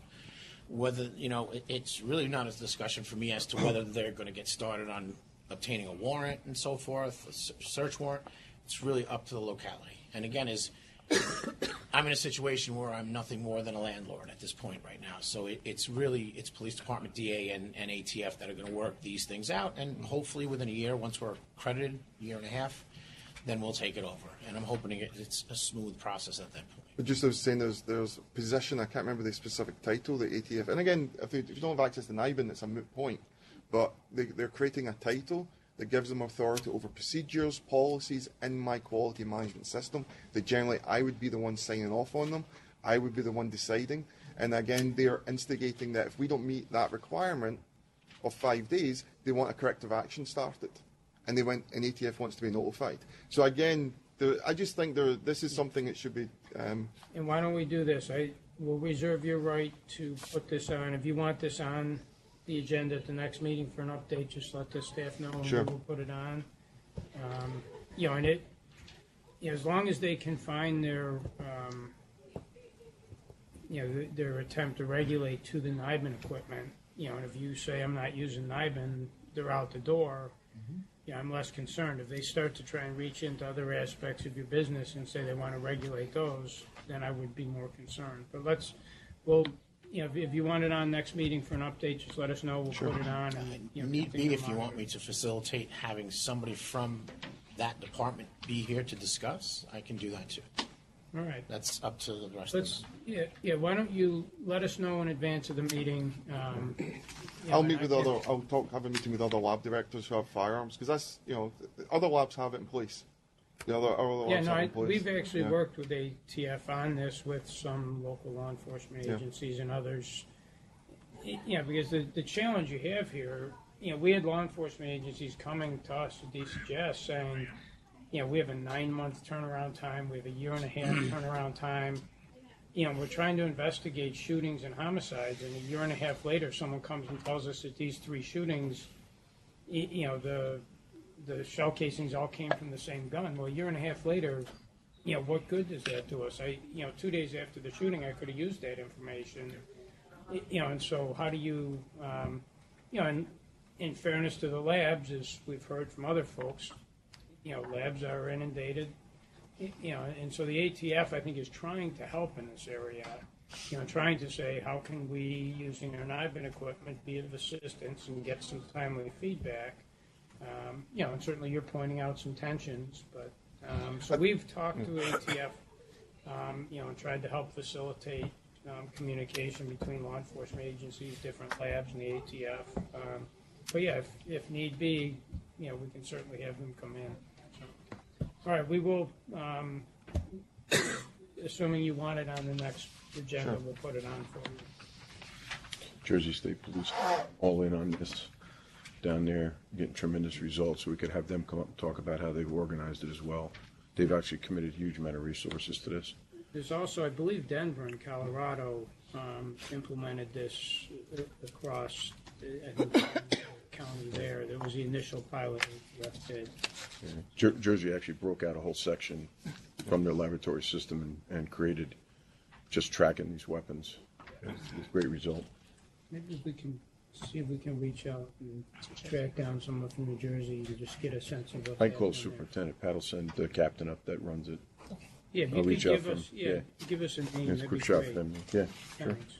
And if Mike, as you say, like different laboratories have different experiences. Like with MIPD, we have no backlog as you described, so we're on top of our game when it comes to that particular thing. So, but I don't know if we want to restrict access to NIBIN because it does give some investigative weight. But that means we're going to include these certain things into the quality management system, and I think that's the more important thing about whether it's just understand Have you it. tried reaching out to the agent in charge in New York to talk? Yeah, they're coming and because they're going to do site audits to discuss it. So we're on track for early next year to discuss these things. I think really the main thing is to understand it's going to be put into our quality management systems, and whether if we have corrective actions, do those corrective actions become, they're going to another agency. So that's let me discuss with other lab directors. I appreciate taking the time to discuss it here. I also would suggest reaching out to the head of the New York office, and because I think, as you indicate, you're in a different spot. And if you have no backlog, that's wonderful. If you're providing the NYPD with 2-day turnaround as it is, I know a lot of people, including folks around the table here, we're not in that situation and needed some help. So our backlog is 350 cases right now. How long were you waiting, Scott, to get those results? Long time. Months. Yeah, and so I think, using NIBIN, you've been able to get some pretty prompt feedback, right? It's very helpful because then you know which shootings are related to each other. Yeah, so there's a lot of value in this, and we just have to make sure we do it in a way that's not negatively impacting, places that are in a different situation.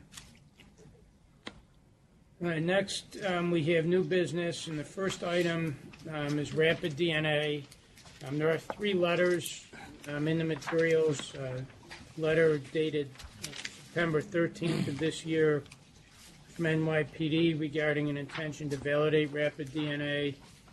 A letter from September 7th of this year from OCME with regard to an intention to validate Rapid DNA.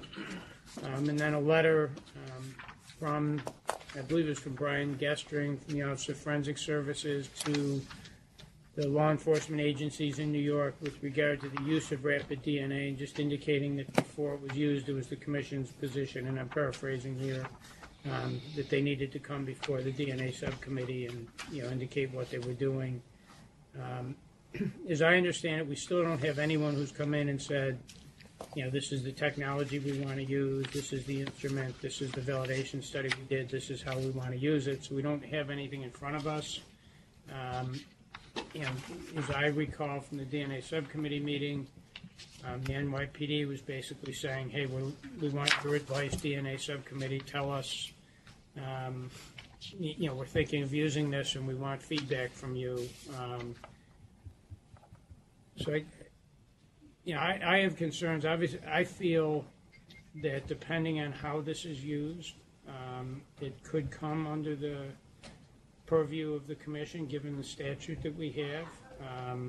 I think it's kind of hard in a vacuum, not knowing what is being used and what purpose it's being used for, to say yes it does or no it doesn't. So I personally feel that, our letter was right, and that before anyone uses this, they should come in and spell out what it is they're going to do and, what they're going to do with it, so that we can make a decision, as to whether or not it falls under our charge, and if it does, what needs to be done. But I certainly open to other thoughts that commission members have.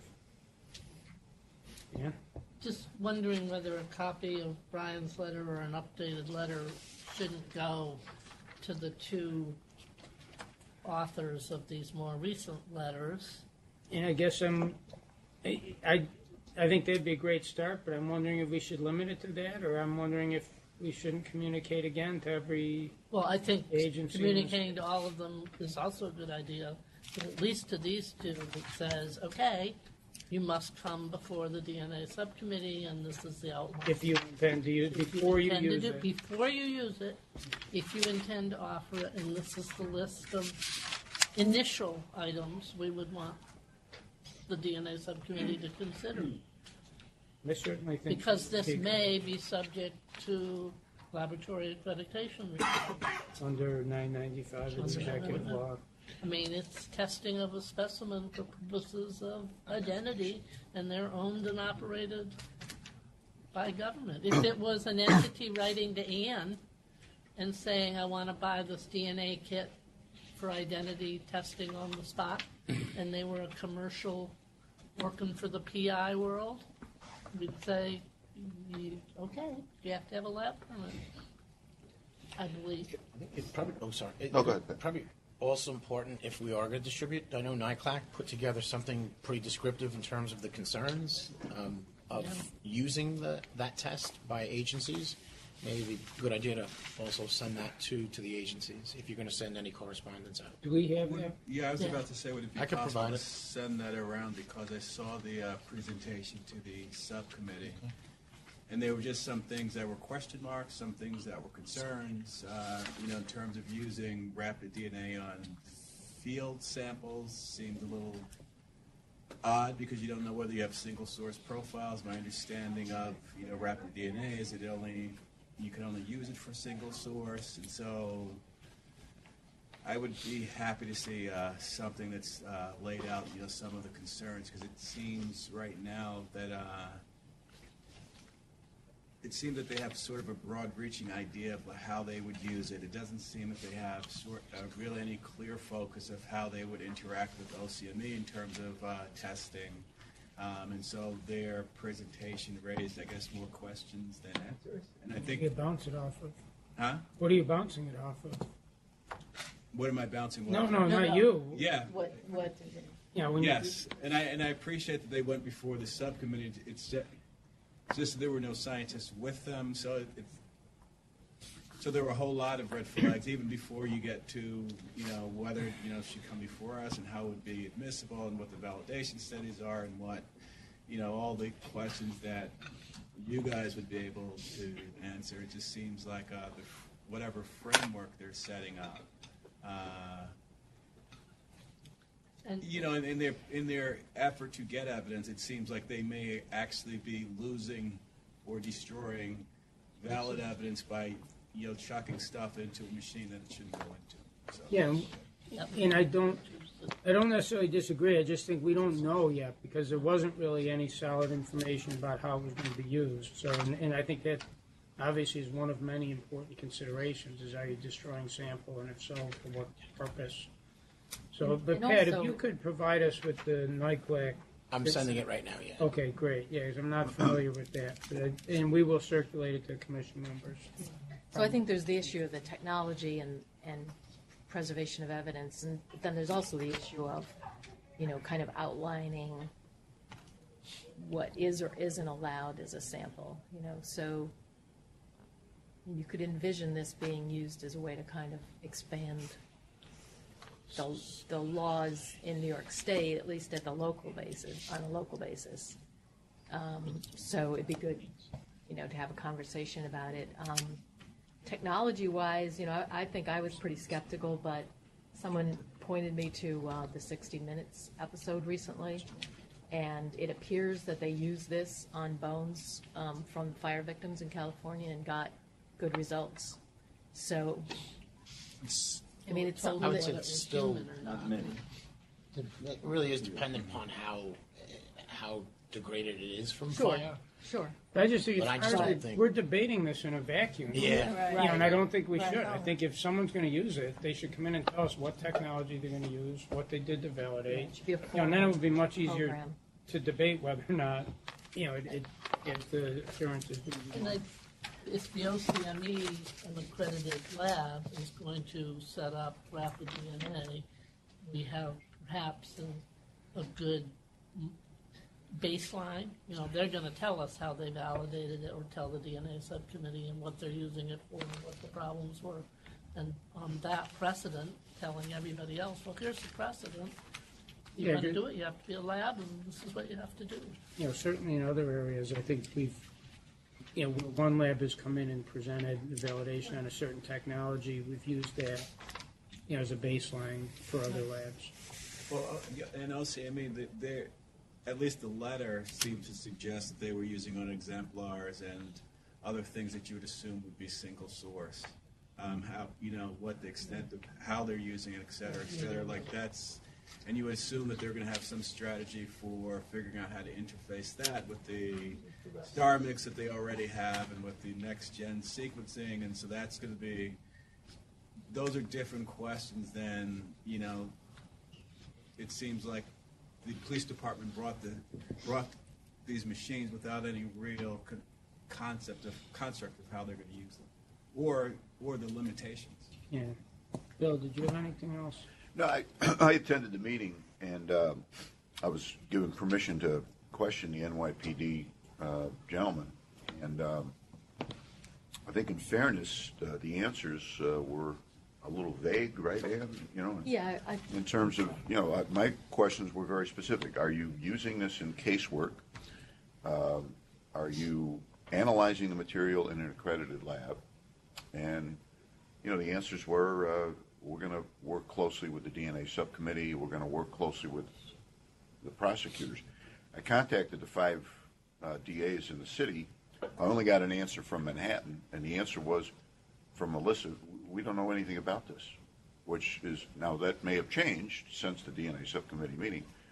But, you contrast the letter from Tim, which is, here's what we're going to do, here's our time frame, we're going to work within the parameters of, as opposed to, the NYPD letter. So I'm just worried that the train has already left the station, and they don't seem to be recognizing the importance of the executive law.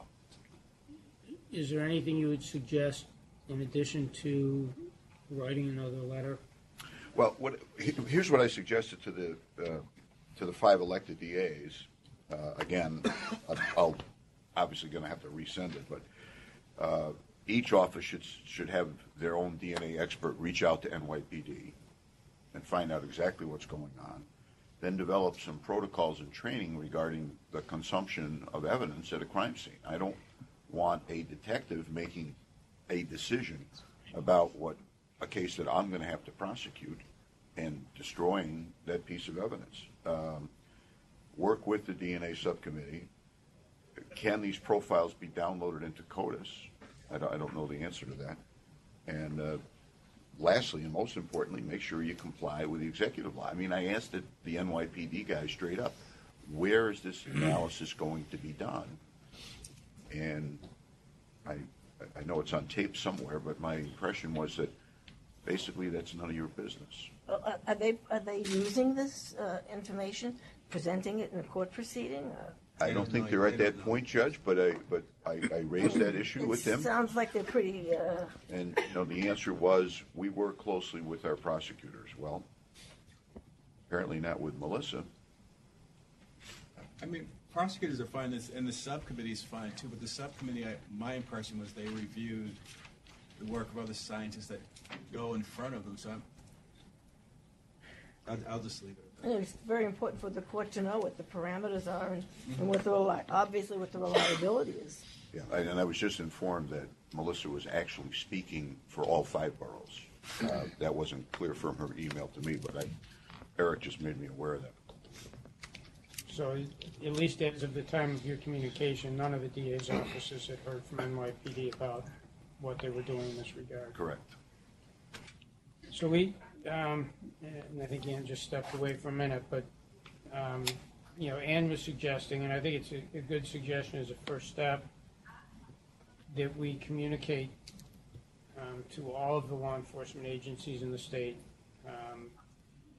and I would add all of the labs as well, that it's the view of this commission that the use of this technology, depending on how it's done, may well fall under 995 of the executive law and the purview of the subcommittee and the commission, and that we're reiterating our stance in the letter from 2016 that prior to any of this technology being used, there needs to be a presentation to the subcommittee and the commission. Yeah. I don't think it's a close question that it comes under our jurisdiction, but I agree with your procedure. Anyone have any additional comments or other thoughts in terms of, I don't know, maybe before we do anything, Tim, is there anything you want to add in terms of where the OCME is on this? I'd be happy to.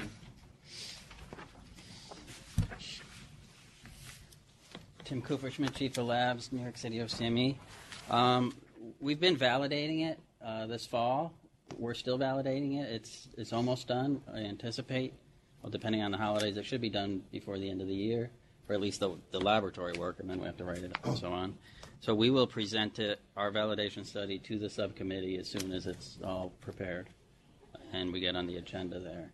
As I said in my letter, my primary concern is a mass disaster. So I want to have one of these instruments in place, ready to go.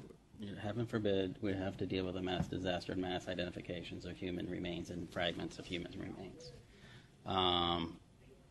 In order to get there, we're validating it on human remains, so we're going to use it in our missing persons unit. We do about 100 or so human remain missing persons cases at OCME.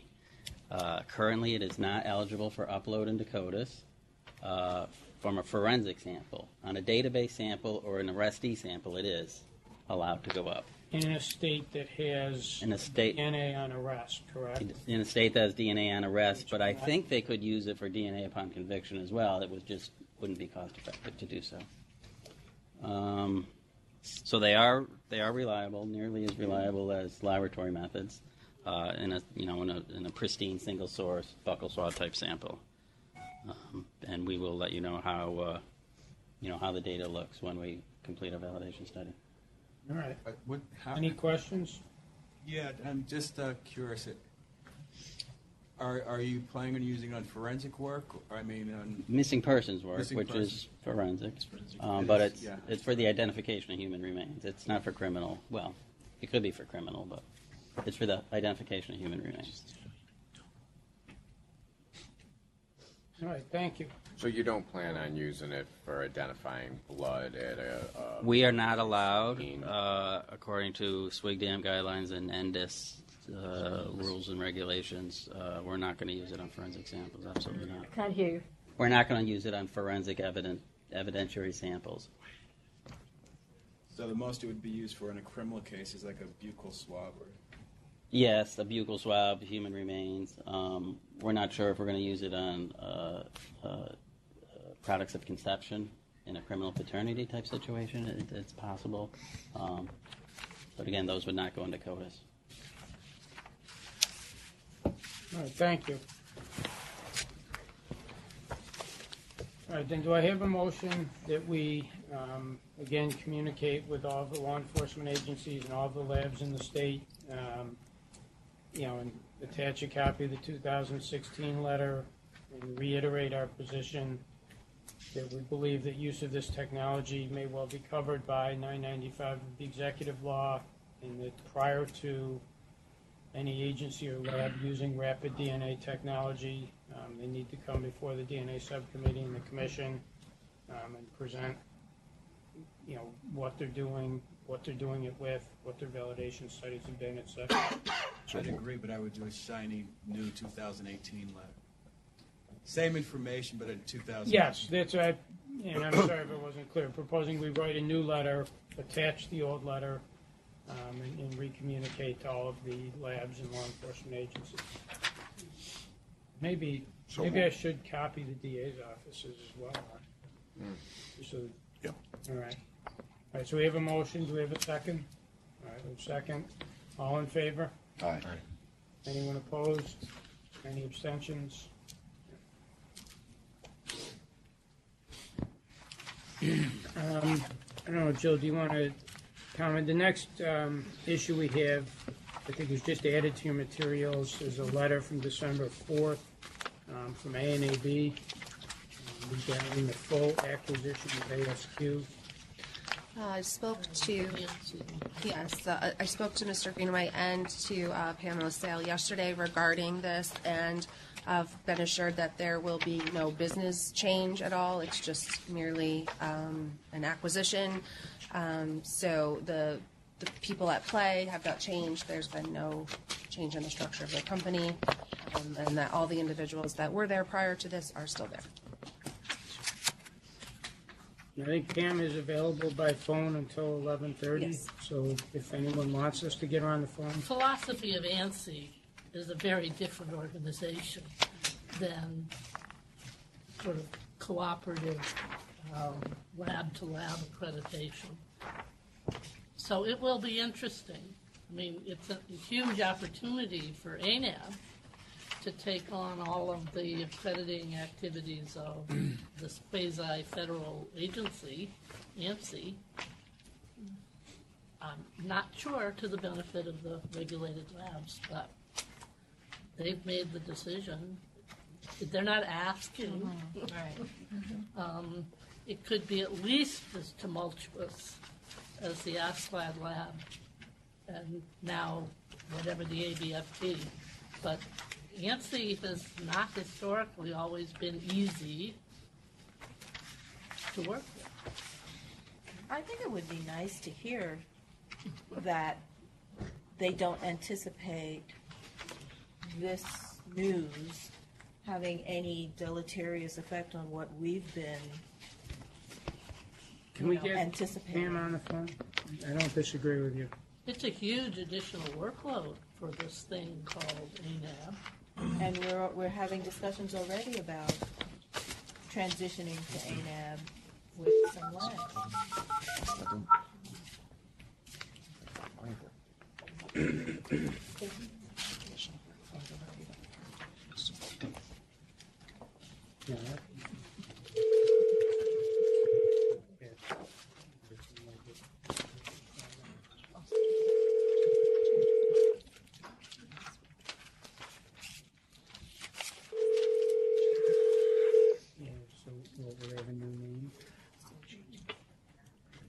This is Pam. Hi, Hi. Pam. Oh, You're on hi. with the commission. Hi, Pam. Hello. It's Mike Green. Hello. How are you? Good. How are you? Good, thank you. So we did get your communication from December 4th regarding the ANSI acquisition. And maybe if you could just give us a very quick and very brief overview of how, if at all, that will affect ANAB and they're dealing with the New York State labs. And I should indicate that there was some concern raised from commission members wanting to make sure that this didn't have any negative impact or any change in the way ANAB interacts with our laboratories here. Okay. I actually, the short answer is I don't see any impact at all. So ANSI acquired or is in the process of acquiring ASQ's 50% ownership of ANAB. ANSI already owns the other half. So we're moving to a single owner. Our previous CEO retired, I think it was at the end of April, and Keith Greenaway, our COO, has been the interim CEO of ANAB since that time. He's going to remain on as our COO. I will remain Vice President of Forensics. All the staff stays the same. The current director of the accreditation programs for ANSI, because ANSI does have a couple of accreditation programs, but they're not related to forensics. They deal with personnel certification bodies. He is going to be our new executive director. His name is Lane Hallenbeck. And we're very familiar with Lane.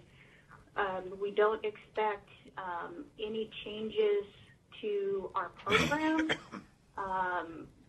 We're going to, the biggest change for us is just the internal stuff related to benefits and our IT services and stuff, which typically came through ASQ. Those will now be coming through ANSI. But no program changes related to this change in ownership. It won't impact any of the day-to-day interactions that we have with the laboratories or our agreement with the laboratories and DCJS to provide information. So I don't really see any impact at all. It sounded like, when they sent out the press release, it was like a big deal. But to me, it's not really, because there's really no changing going on other than we're dropping the ASQ from our name. Do you anticipate increased workload, and are you assuming additional staff in this acquisition and merger and taking on these other functions that ANSI has had in relationship to accreditation? So for the forensic unit, no. There are no additional customers coming over with ANSI. There are no additional staff. The accreditations that ANSI currently has will fall under a different part of ANAB, our non-forensic laboratories and our management system accreditation business units. But there's no impact to the forensic business unit, so no additional workload, no additional staff. Although I say no additional staff coming over from ANSI. We do currently have 2 job postings out for accreditation managers to add to our staff, but that doesn't have anything to do with the ANSI ownership change. Look like you have another question. Yeah. Well, you're taking on more workload. You are getting more staff because you're hiring staff.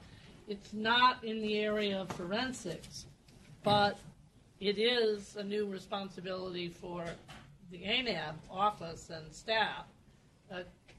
I'm just concerned that added workload inevitably has some effect somewhere in the system. Yeah, I just don't see any impact to our business unit at all. Our laboratories business unit takes on work all the time. We don't share those same customers, and it has no effect on the day-to-day operations of what the forensic business unit is doing. If that business unit gets more workload, they are getting more staff along with that. So in that the ANSI accreditation workload is not nearly as large as what ANAB has had for the past several years. Anyone else have any questions for Pam? All right, well, thank you. We appreciate the update, and I'm sure we will be talking. Thank you, Pam. Okay. Yeah, no problem. If you have any more questions, just give me a call or send me an email. Okay, thank you. All right, thanks. Bye.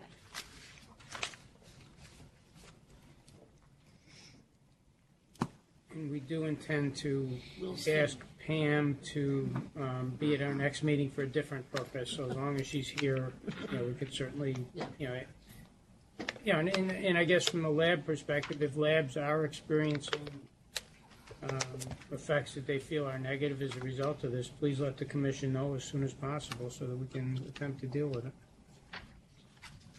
So next item we have on the agenda, number 7, are laboratory disclosures.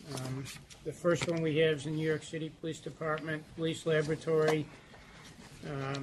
This is a letter and an email chain regarding an incorrect drug weight.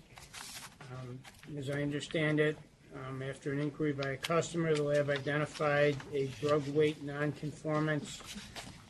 Pure weight drug was reported in units of grams instead of milligrams. And then I think in a review of other cases, 2 similar errors were found. The lab notified its customers and has initiated a quality action to further investigate. I don't know if there's anything you want to add to that. No, nothing just now. All right. ANAB has been notified and they've acknowledged receipt. Yes. All right. Anyone have any questions? I have a quick question. So, Sure. I mean, obviously it looks like a kilo. So when it was reviewed, that the TR, I mean, do you normally get kilos? I figure the city police department, you always get kilos, and my impression was that's why it was easily overlooked. I think it's easy to overlook because it's such a wealth of information that they're reviewing to check for accuracy. And this is a constant thing we're struggling with, where you're 100% correct. You know, it's a kilo, but it's actually just the letter M added to that sentence. So I'm with you in that it's a kilo, but really the difference between that is one letter. So as you know, there's a wealth of information analysts are checking. So we have a spreadsheet where we're checking almost on a daily basis now, looking for a contradictory. You know, there was a quantitative analysis which would indicate milligram. So we're using that to hopefully minimize this from happening. But to be honest with you, this happened about 3-4 years ago with the laboratory. So it's something that, you know, we generate 32,000 lab reports a year from the drug section alone. And we try to review all of them in minutiae. But sometimes when you review so much minutiae, you miss something that's critical. You know. 32,000 a year just from the drug section? Yes, we generate 50,000 lab reports in the laboratory, but 32,000 from the drug section. That's why it's the biggest section. The other question was, are you at any point where you're going to consider just downloading the information from the scale into a LIMS, or is this all done hand annotated? This is hand annotated, transferred into LIMS. We're in the process of trying to get an RFP together for a new LIMS vendor, or the current LIMS vendor, but an updated system. So, right now we're updating our infrastructure for Wi-Fi, etc. So our goal in the future is actually to take a note on a iPad and transfer that into our LIMS system, or take it from the balance and upload into the system. We're working on those, but they're not as easy as they sound, unfortunately. Just with Wi-Fi, you'd be surprised if you got it all the way through. If you're going to be able to hit your LAN from Wi-Fi, that'd be fantastic. I'd like to know, because I'm being prevented from using Wi-Fi to hit the land, the network. Okay. Only out for internet. So we just abandon our surface, request of being able to work wirelessly. Okay. So we're right to the infancy stage because we don't even have the Wi-Fi in the building to actually test it. But that's our long-term plan, which would minimize these type of situations, direct transfer of information from the balance, or at least the direct transfer from the analyst's notes straight into the report, rather than transcribing information. Yeah. Okay. Who do you use right now? Or who do you intend on, if you don't mind me asking, just because I'm interested? For LIMS. LIMS, our current vendor's Port Elite, and it's going to probably be an open bid. So we're right now drafting the language in regards to what we're looking for, which is Wi-Fi, that type of thing. Yeah, I would be interested, because would be a big advantage to go Wi-Fi. Not that I should care about not that I don't care about what's going on there. I shouldn't be asking you what guys are doing. Okay, thank you. Just a super quick question. The only concern is how the mistake got outside of the lab rather than be caught in the lab. And then are the other 2 cases that you looked at and reviewed, were the errors, or the causes of the errors similar or just unrelated? So I'm going to ask my quality assurance manager, Jennifer Lady, to join the table, because I want to make sure I give you the correct answers. Okay. So because we have a few non-conformances, so I wanted Jen to be here to make sure we could answer. So I think the answer is we expect everything to be caught before it leaves the laboratory. But we have to accept the possibility, as I said before, this has happened in the past. Mm-hmm. And these are things that we all are concerned with. But as in it's an excuse, but people are human, and they're checking a wealth of data. Some of these cases are, not these cases. Let me talk now. But some cases are 400 pages of information. I'm not saying these cases were. Please don't let me, swerve you more away. But some things are looking at so much data to ensure, and things are going to be unfortunately missed. So we have checklists in place. We have this computerized search tool now. And to be honest, we created this tool a number of years ago, and we were using it on a weekly basis, but because nothing was coming up, we did it on a monthly basis. And unfortunately, with a large laboratory, we moved personnel around, it stopped being checked on a regular basis. So this was very disappointing to see this, because we have a thing in place from our previous corrective action a number of years ago. So we've reinstituted that, and now we've put it on a daily basis. But it's one of those things of, everyone's got so much work to do, how are we going to make sure this never stops happening every day? This check, so I think that's something that, it's not acceptable, but we also have to accept people are human, and people are going to miss certain things. But I'd like, if there's Jennifer's here, who's my quality assurance manager. What was your specific question again, if you don't mind repeating? Just basically how it got, the error got from, got out of the lab to the district attorney's office, and whether or not there was any, I guess, connection. Did you find any connection between the two prior errors that you guys saw in the lab work? And then the other part was addressed, I guess, in terms of there being checks that are now in place that weren't in place, I guess. So the reason that the ADA was able to catch it was she was aware of the situation of the arrest, that the drugs were recovered from the defendant's pocket. So she recognized that it was unlikely that there would be a kilo in the defendant's pocket, so she called up and said that she thought maybe there was a typo, which we checked, and then it was. As for the previous two that we also identified, it seems to be almost the exact same situation. A very simple typo of typing in grams instead of milligrams. Why that occurs, we're not really sure. As Dr. O'Neill said, there's a lot of information out there, and the vast majority of our weights are in grams, so there's a small handful of quantitative analysis that we do, and that ends up being in milligrams, and it might just be sort of a blindness when you're reviewing the report. People are concentrating on that numerical value and maybe not recognizing that difference between gram and milligram. Is it the same person who made involved in all three? No, it was a different analyst for all three, and it was a different technical reviewer for all three.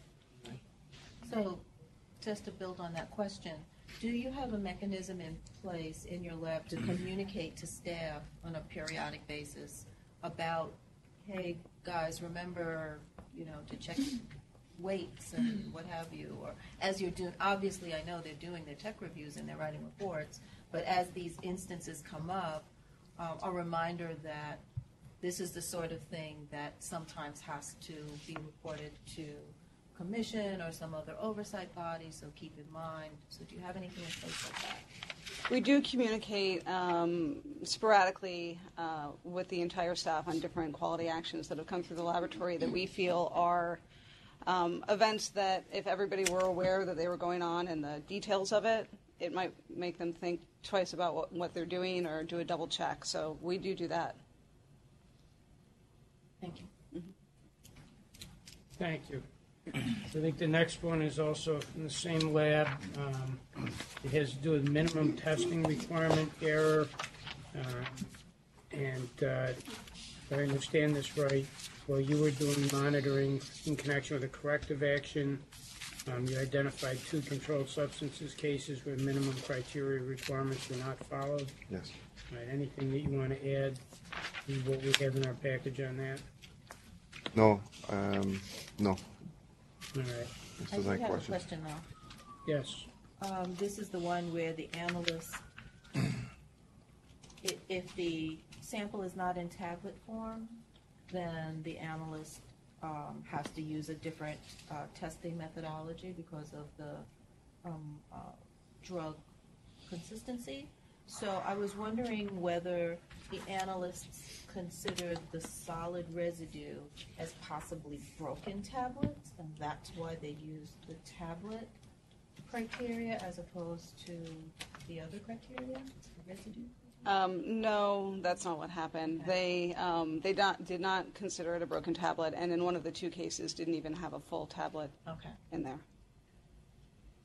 That would be nice if they did. I'd said that. Then there was a. Just trying to give benefit. We do have the policy that they can do that. Okay. Okay. But in this So if case, it there was not. a tablet that was broken into three. You could say that's actually a tablet, but just broken. Yeah, we can do that. Any other questions on that? The next one also you lab relates to missing digital image processing history. As I understand it, the images were available, but the history log was not. Maybe if you could just explain that. Sure. I'm going to refer to Jennifer again because Jennifer, yeah, Jennifer's been very busy this last. Well, she's always busy. Let me rephrase that. But Jennifer's been getting an update on this, so she can give an up-to-date as of a couple of days ago. We sort of discovered through just a random review that there was a history of changes that are made to our photographs. So not in very many cases, this is less than 1% of the photographs that we've taken over the last 2 years. But we have the original digital image and we have the enhanced digital image. What I mean by enhanced is you might adjust the lighting so you can see contrast better, or even adjust the contrast so you can see, say, latent print better. And that's very typical. And the software is set up to automatically track any change that we can make. And part of that is for an accreditation requirement of an audit trail so we can always repeat exactly what we've done in the past. So, as I said, we have all of the original photographs, we have all of the enhanced photographs, but there are a handful of images that the history of what was done to enhance it is lost. And why was that? Have you figured out why that history was lost? There are 3 reasons that we could identify. One was we had upgraded to a newer version of Photoshop. It was an automatic update that came through our system, and the analysts were upgrading it, but it was not compatible with the software system that we use for digital imaging, which is called Adams Foray. And because it was not compatible, it reset the Photoshop's sort of preferences to the basic, which erased the preference to keep track of the history. Another thing that happened was there was a handful of cases where the photographs were saved in the wrong file format, and that file format is not compatible with Adams Foray. Luckily for those, we can resave those particular images in the correct file format, and the history will come back. So we were able to get those back. And then the third issue has to do with, it's called Adams Web. And it's a web-based program where you can actually access the software that we use through the web and not have to be at a physical workstation. So users could use that from their own desktop area. We don't know why that was not tracking history, because there are many times, more times than not, it was tracking the history, and a handful of times it wasn't. And we have no idea why that was occurring. So have you resolved, like the first 2, have those been resolved? The first 2 have been resolved, and the third one we're not using the web right now. Right now, because it was for efficiency purposes, because there was certain workstations, so this was to help with the analysts to do their caseworks more timely. Right now, we're doing a physical check of the history log. Okay. But again, we'd like to move away from a physical check because it's supposed to be automated. So. In that history log, if let's say it's a latent print match and the case ultimately goes to court, is that history log something that's saved in the notes, and if the case file is turned over, is that included? It's saved electronically if it's been captured. So in these cases, we would not have it. Yeah, but so if everything's working the way it's supposed to, and you save that history log, is that something you include in the case file? It's part of our case record. Case record, like the digital images, we don't even print out and put in our case file, but they're permanent. We treat them as evidence, so we have them. And just to remind you, the MIPD laboratory does development. The comparison work is done by the latent print section. Okay. So, but again, still, That's why we don't print it out. We electronically send those images to the latent print section, who then does the comparison work. So there's no reason for us to print out that at that time. All right. So you're not even an issue of you've only lost the metadata, and because you're just processing, it's not like you've lost consultations or recorded consultations on a comparison because we don't do it's comparisons. Still Police Plaza that does. Yeah. Okay. I just wanted to be sure the analyst wasn't aware that the updates weren't happening or the saving wasn't happening due to the change in software. They thought that they were doing what they were supposed to do. Yes. Okay. Because it was always done in the past, Right. and a box was unchecked Got it. because of the update. So we're going to, of course, put a procedure in place when we have a software update, not just in latent prints, but across the laboratory, of how do we verify to make sure that update did not. Now, the thing is, Adams Foray uses Photoshop.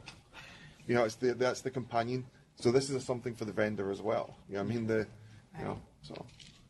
All right, thank you. Any other questions on that? The next one we have, again, last one with your lab. It looks like the paperwork with regard to 2 firearms cases was switched at intake, if I'm reading this right? Correct, yes. All right, and what's happening with that? So again, Jennifer's been working on the root cause, and this one's been nice because we actually did determine exactly what happened, where usually we can't.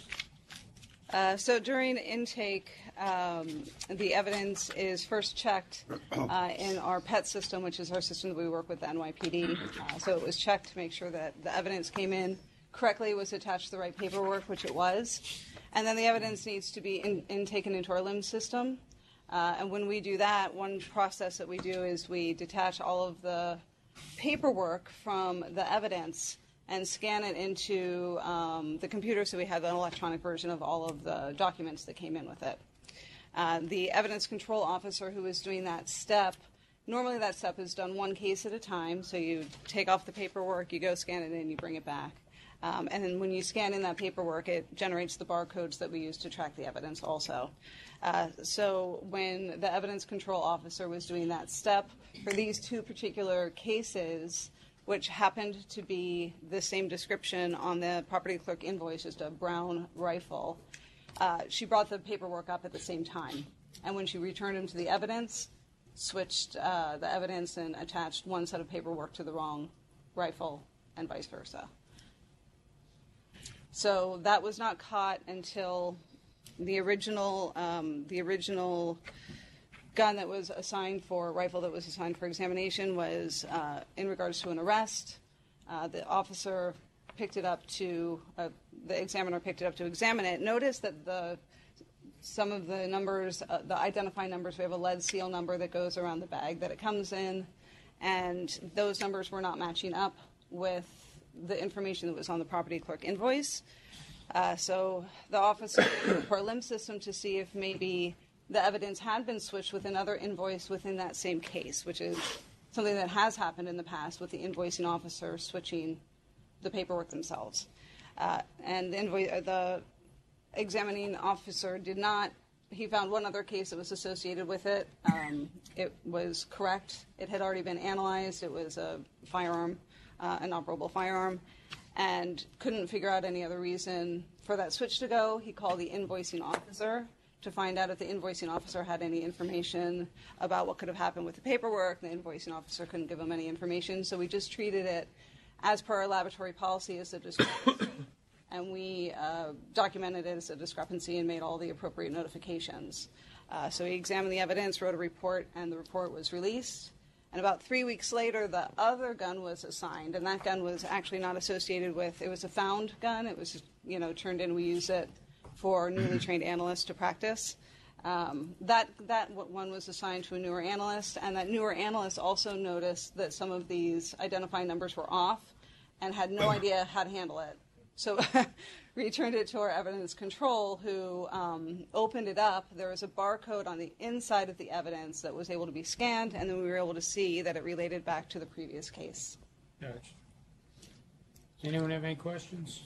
There was just no cross-check with the first examiner in terms of looking. Exactly. It didn't have a barcode, the same type of barcode on it. There was a different barcode that could have been scanned that we were not aware, or it had not occurred to us that could actually be scanned through a different system. So the barcode that was scanned was in our LIMS system, but the other one that was available in the previous case could have been scanned into the PETS system, which is a the NYPD department-wide system. Department-wide. Yeah, we didn't know that was available to us to scan that particular piece. Yeah. And it brought up. Okay. So. All right, thank you. Next, we have the New York State Police Crime Laboratory, and I believe Ray is with us in Albany.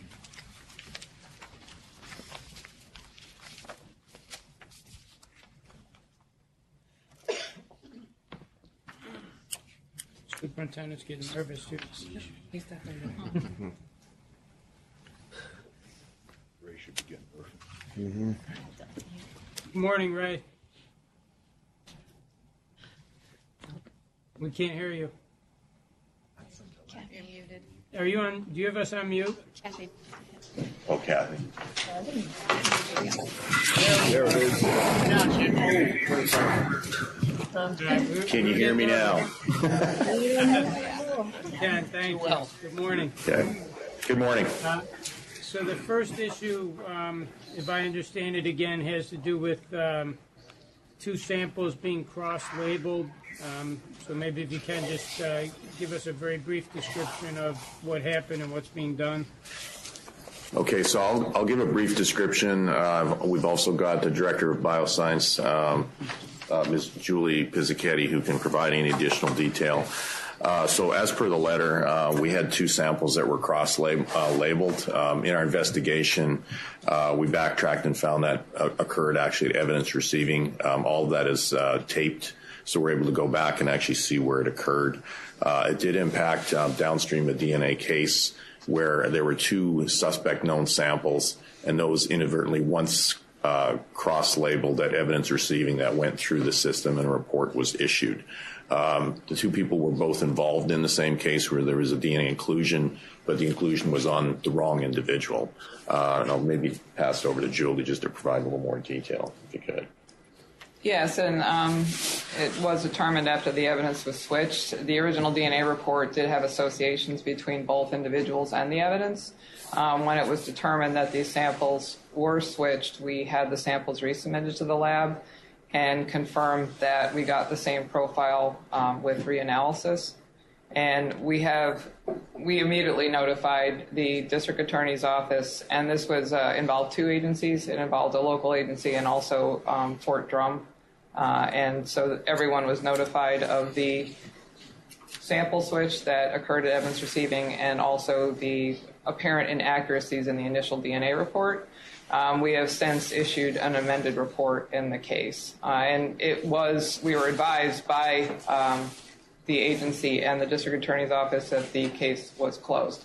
The DA's office was not pursuing it, and the Fort Drum, the Criminal Investigation Division, determined it to be unfounded. But we went ahead and issued an amended laboratory report with the correct associations. And what about the root cause analysis? There was a root cause analysis for the biological science section, but the primary root cause analysis was actually done by the supervisor of our evidence receiving section. One of the main factors in this is that the evidence submission was very unusual in the fact that the Fort Drum submitters did not label either of the envelopes containing the buccal samples. So there was no name on it and there was no agency number. So it was very difficult for the evidence technician to determine which one was which. But part of the recommendations is that the evidence technician contact the agency if there's ever any question on which item, if there's more than one item submitted, belongs to which individual. Anyone have any questions? Just a quick one. Why were why were these samples done together? Were they part of the same case? I'm just curious because it's not super clear from the write-up whether they're from different cases, and then I'd be curious as to why. Why the samples were being worked on at the same time. Both individuals were suspects in the same incident. It was a sex offense case involving one female and two males. So they were submitted as part of that laboratory case. So they were submitted at the same time. They weren't examined. I mean, we didn't take a sample from them simultaneously. The DNA analyst followed the proper procedure in terms of opening one at a time and taking a cutting from one buccal sample, then decontaminating and opening the second one. It's just that at evidence receiving, the barcodes had been switched.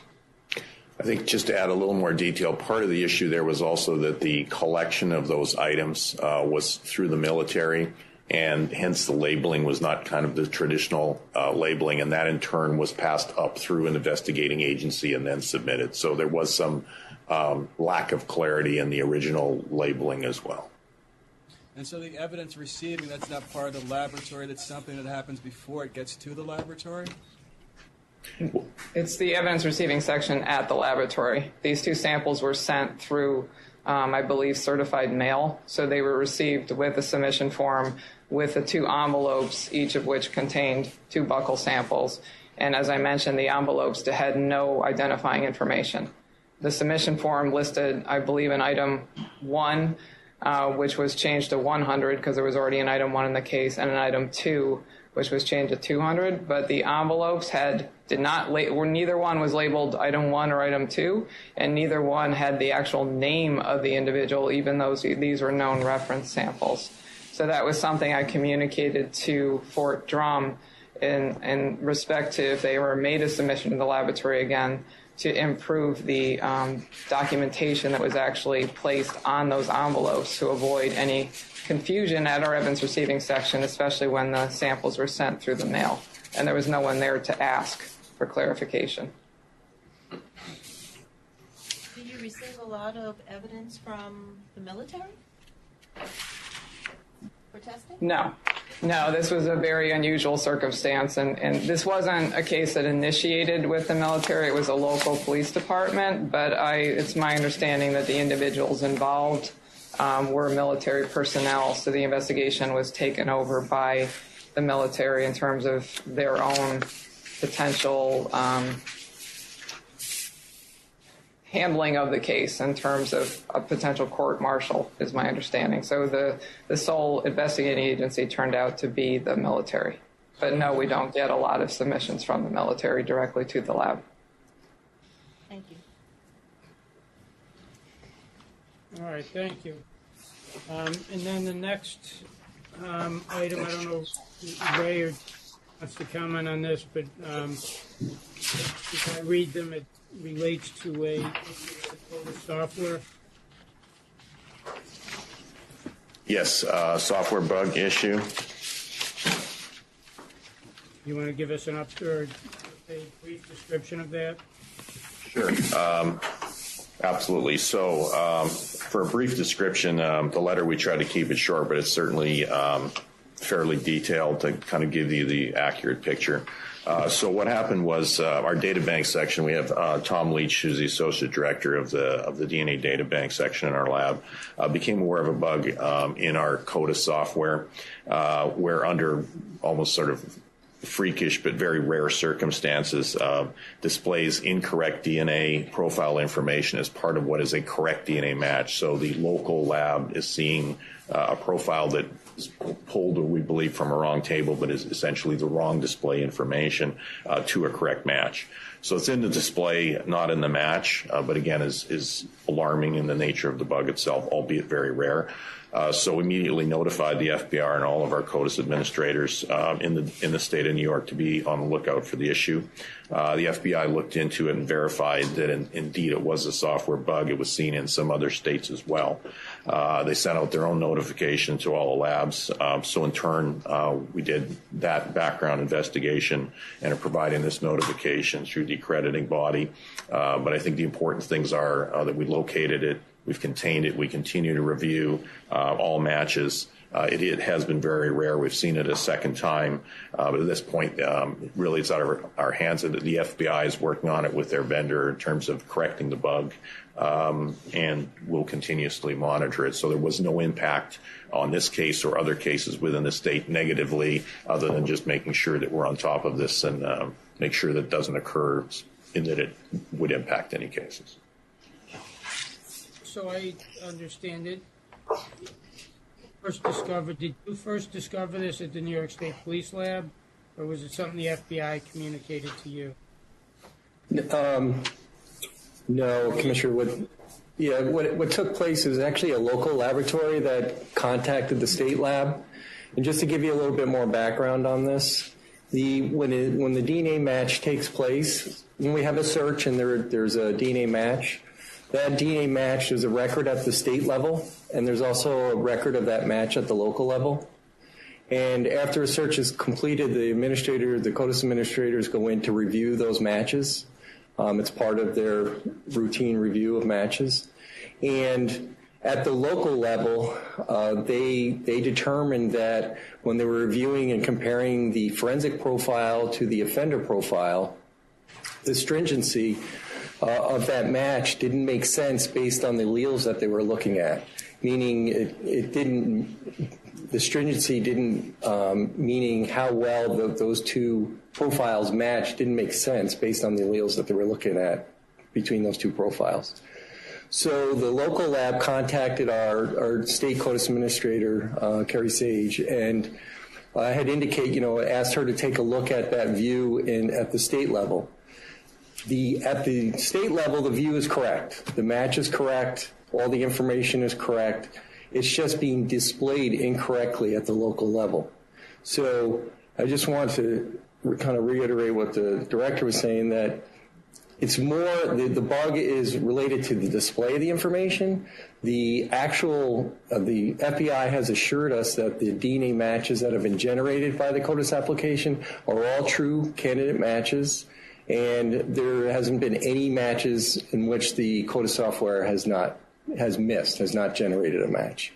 And further, all the records, the specimen records for all the types of DNA profiles that are in CODIS are all intact. There's been no compromise of that data. So again, it's just a display of that data. For the reason why the local lab is seeing this incorrect display, without getting into too much detail, it is somewhat technically oriented and IT driven, but to try and give it a general overview, is if the local lab is hitting to a profile from another laboratory, for example, it hit to an offender lab from the state lab, when that match information is displayed at their level, their forensic record that they have in-house will have the correct information.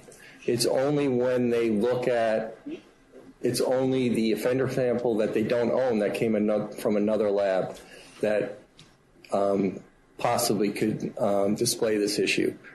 Now, as the director said, there's a specific condition that has to happen in order for us to even see this. And that is, this will only occur with a match in which one of the specimen records hit to another sample prior to 2012.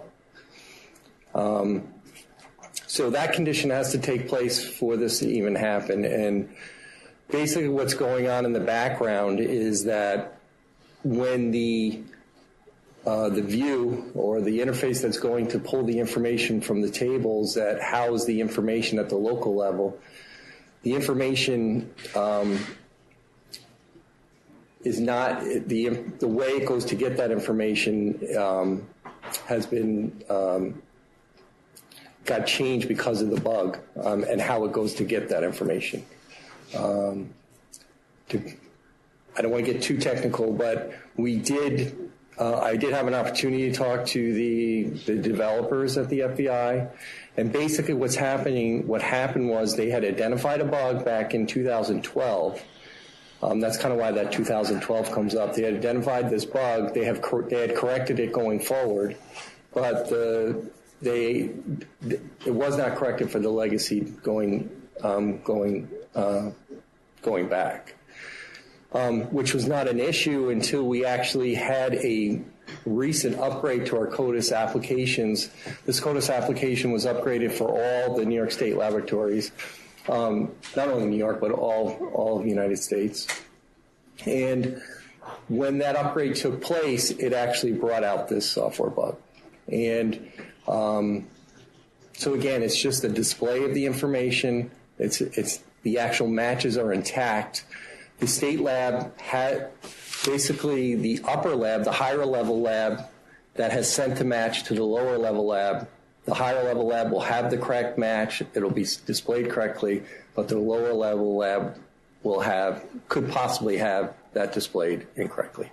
So in this particular case that we reported on, the local lab contacted us, and the FBI has provided guidance on what the local lab and the state lab need to do just to remedy that. And basically the state lab will be providing the local lab the match information so that they have the correct match information to finalize or pursue that match. All right, thank you. Anyone have any questions? I do. When you say that information is not displaying correctly, correct. Are you talking about everything on that form? What's displaying incorrectly? The alleles, the stringency, Sure. the specimen ID? What's incorrect? Okay, so when the CODIS administrators look at the match, they're looking at what's called a match detail report, and all of the information on the match detail report is correct, except for the specimen ID that did not belong to that particular laboratory. So if it matched to something that came from another laboratory, it's what's being displayed for that specimen. Now, the specimen identifiers that are involved in the match are correct. The forensic record that belongs to that laboratory is correct, and even the stringency that has been assigned for that match is correct. It's just the allele information that's being pulled in for that specimen record. In this particular case, it was an offender record. That allele information is being pulled from the table that was generated for populating the DNA match information incorrectly. So everything else on that match detail file report is correct, except that those alleles are being pulled incorrectly. And that's why when they were reviewing it and comparing it to what was reported as a stringency, it didn't make sense in contact with the state lab. Now, in talking to the FBI, they certainly are working on correcting this. They've been certainly have informed it's not only an issue for New York State, but it's an issue for all NDIS participating labs. And they'd assured us they've done the extensive research on this and the root cause and looked at the scope of this and are working towards a solution, and certainly keeping us updated on their progress, and we're certainly going to ensure that we keep the commission updated as we move forward with this. Any other questions? All right, thank you. Next, we have the Niagara County Sheriff's Office Forensic Laboratory. I believe the director is available by phone. This is a closeout of a non-conformance that was previously reported here. Was presented at our support meeting. With my reading of it, that the evidence, I believe it was switched prior to mention by the submitter. So any questions? Does anyone want us to get the director on the phone for this? All right. Next we have the Suffolk County Crime Laboratory, and I believe our quality manager is available by phone. Relates to, as I read it, a report. I think this is the initial notification to us of non-conformance due to an analyst's misunderstanding of the NICLAC standardization requirements. A comparison that was incorrectly classified as an exclusion. And as I read it again, I believe the lab is in the process of conducting a root cause analysis. on the phone for any questions. And we'll get an update when that root cause analysis is conducted. I shouldn't assume, I say make sure that we do. Westchester County Division of Forensic Science. Director is here with us. This relates to tire track impression, proficiency test, non-conformance. This is the initial notification and closure of the proficiency test non-conformance. The lab determined that no cases were affected as I read it, and as I read it, it is also indicating the analyst will no longer be assigned to tire tread cases. Does anyone have any questions for the director?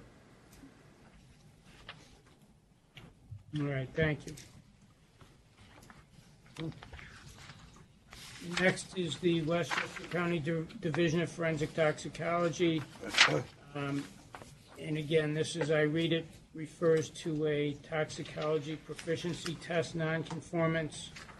The lab was not able to perform the quantitation in time to report and compared its values when the results were published. The results for the, I'll say this wrong, phentermine were outside the range. In the future, the lab is indicating, as I read it, that they'll only report those results quantitatively and send the sample out qualitatively and send the sample out for quantification. And again, the director is here with us. Does anyone have any questions? I'm just curious as to what that means in Betsy, layperson. you can help us. Good question. I read it, but I didn't really understand. So when we do a panel, when we get a screening test that gives us a positive amine, could be amphetamine, ecstasy. We have a whole panel of drugs, also illegal, illicit drugs that we include in that panel. Phentermine is something we see in a lot of preparations.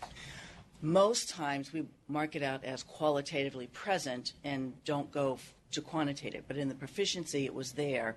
So we quantitated it, and we found out that since we haven't done this for several years, our method wasn't as rugged as we thought it was, because we really don't see it that often or report it, other than present qualitatively. So we made the decision, since it's been so many years, we're just not, if it really needs to be there, if it's really a high value, which is the only time we will quantitate it, we're going to send it out. I mean, I report them occasionally with ME cases. Anything would be like a DWI, DWAI, it really wouldn't be important because unless it's a very high value, and that's when we will go ahead and send it out. Fair. It said something about time and proficiency. I didn't understand what. The other problem we have is timing and not finishing everything within the allotted time. Anything like a drug-facilitated sexual assault, we get about 2 months for. Some of the proficiencies are 3 weeks. And with the volume of work we have, meaning the fentanyls and the analogs and the opioid overdoses, we just can't always put everything in the proficiency up front. So the goal with ABFT is you have to finish a proficiency, which we do, because we want to know where we are either way. And in this particular case, we thought we were okay. The results came back, and we would have been outside of the range for that particular proficiency. So that's why we reported it to you. Why such a short amount of time to get? Why just 3 weeks? It has to do with a lot of clinical laboratories are also involved in these type of proficiencies. The one that's more involved with the medical examiner, we also get almost 2 months. Drug-facilitated crimes, 2 months. This one is very short. And because many of them don't put the quantitative value, they just put present or not present. That's a big difference compared to us. Is it also a question of needing to have multiple vendors? So you may have to use this vendor that gives you a shorter time frame? Or is it that the vendor tests for a specific drug class that you need to be proficiency tested in? So it's all CAP. It's all CAP, and all the proficiencies are required by ABFT to do this. So I have anywhere from 1 to 3 proficiencies going all the time. So some are shorter than others, and we can schedule, like if they cross over, we can schedule the quants at the same time. And this particular one, we had staffing out and we had other things going on. We just couldn't finish it in time. So that was really one of our reasons that it did that way. And it's all required by ABFT, so that's all the same vendor. Sure. Maybe if you can, while you're here, Betsy, I believe there's a second report to us on another issue, the proficiency test, again, relating to quantitation. And which drug? It was a memo from October 31st, 2018. Had to do with toxicology proficiency test non-conformance relating to carbamazepine and lamotrigine. Yes, yeah, that one. Those we see regularly, not regularly, we see them routinely enough. And we were in the process of changing our method from the lamotrigine from our HPLC, which doesn't have the sensitivity to, we're trying to do the HPLC, LCMS method. We just have a ton of work going on, so it's taking us longer than we think. So these cases have gone out if we need them quantitated for now. And our goal is to, now that we're full staff, but we have people in training, to be able to move more of these drugs over to our more sensitive and sophisticated equipment. But it's just taking us more time than we thought. Again, if you excuse my ignorance, but what are those two? They're anti-epileptic drugs. Okay, thank you. Any other questions? Mike, could we go back to the other tire track impression evidence? Did you test that I just couldn't keep up with your pace? So that's the Westchester County Division of Forensic Science. Right, and that's starting on page 169.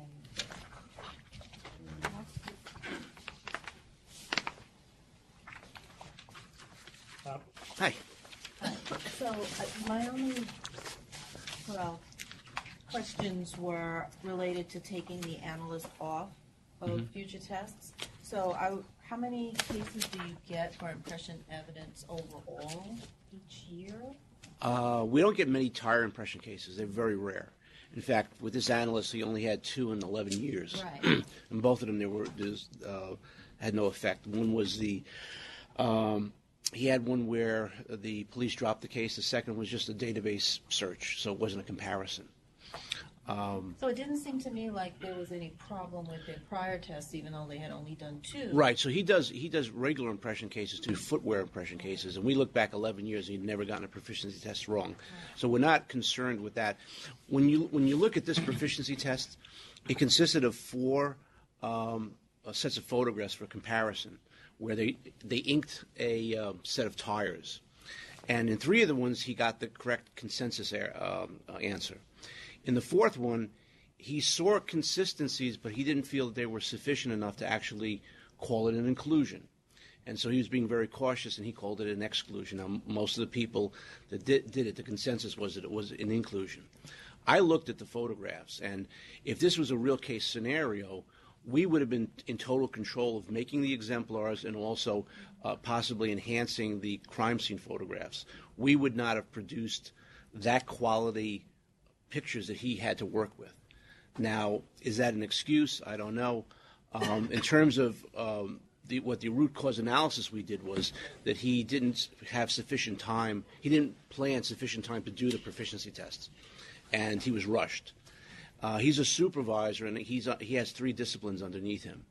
And so now with this whole ANAB stuff and having to rewrite the manuals and things, he just kept putting it off, and then he was rushed in doing it. We had to give him an extension.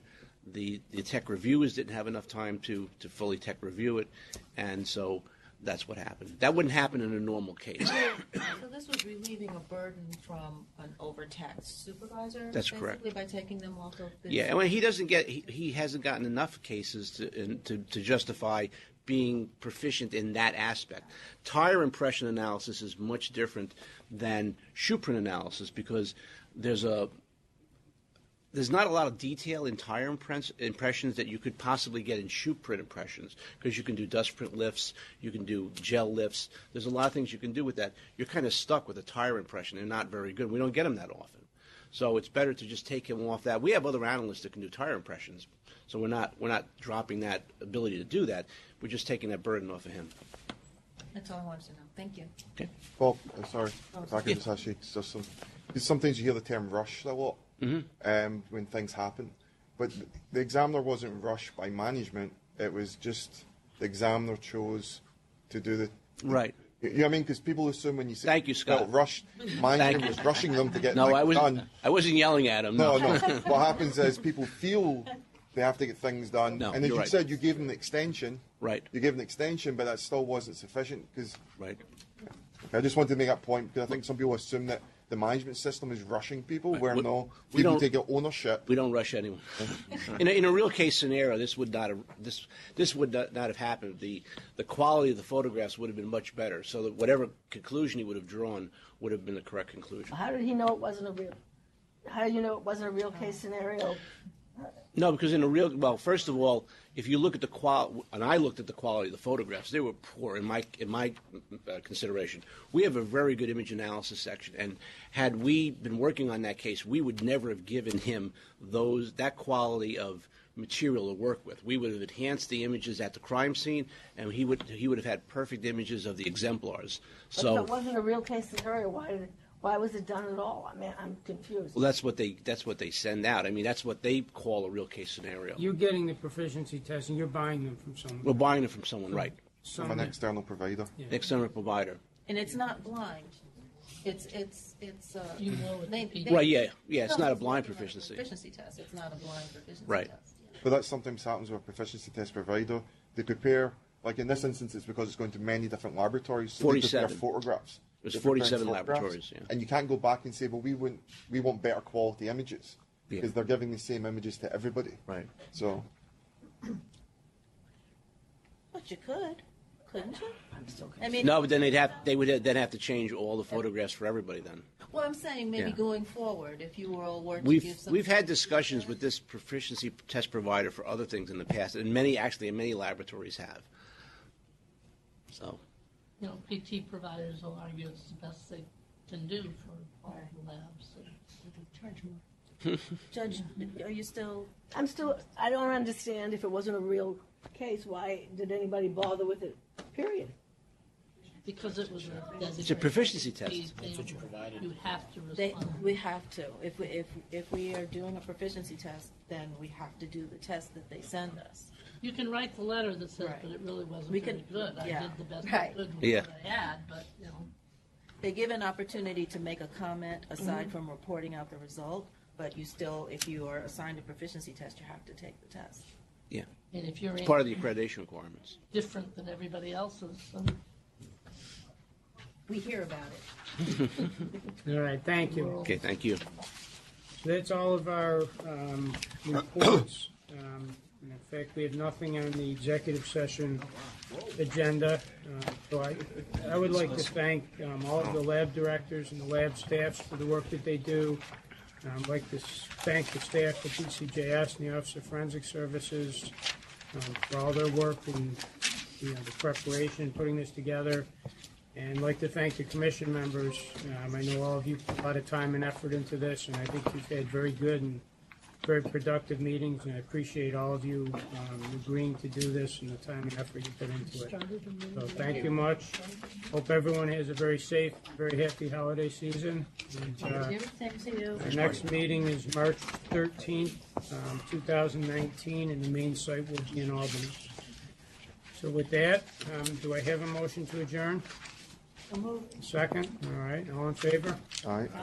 Anyone opposed, Bill? All right, thank you, everyone. Thank you.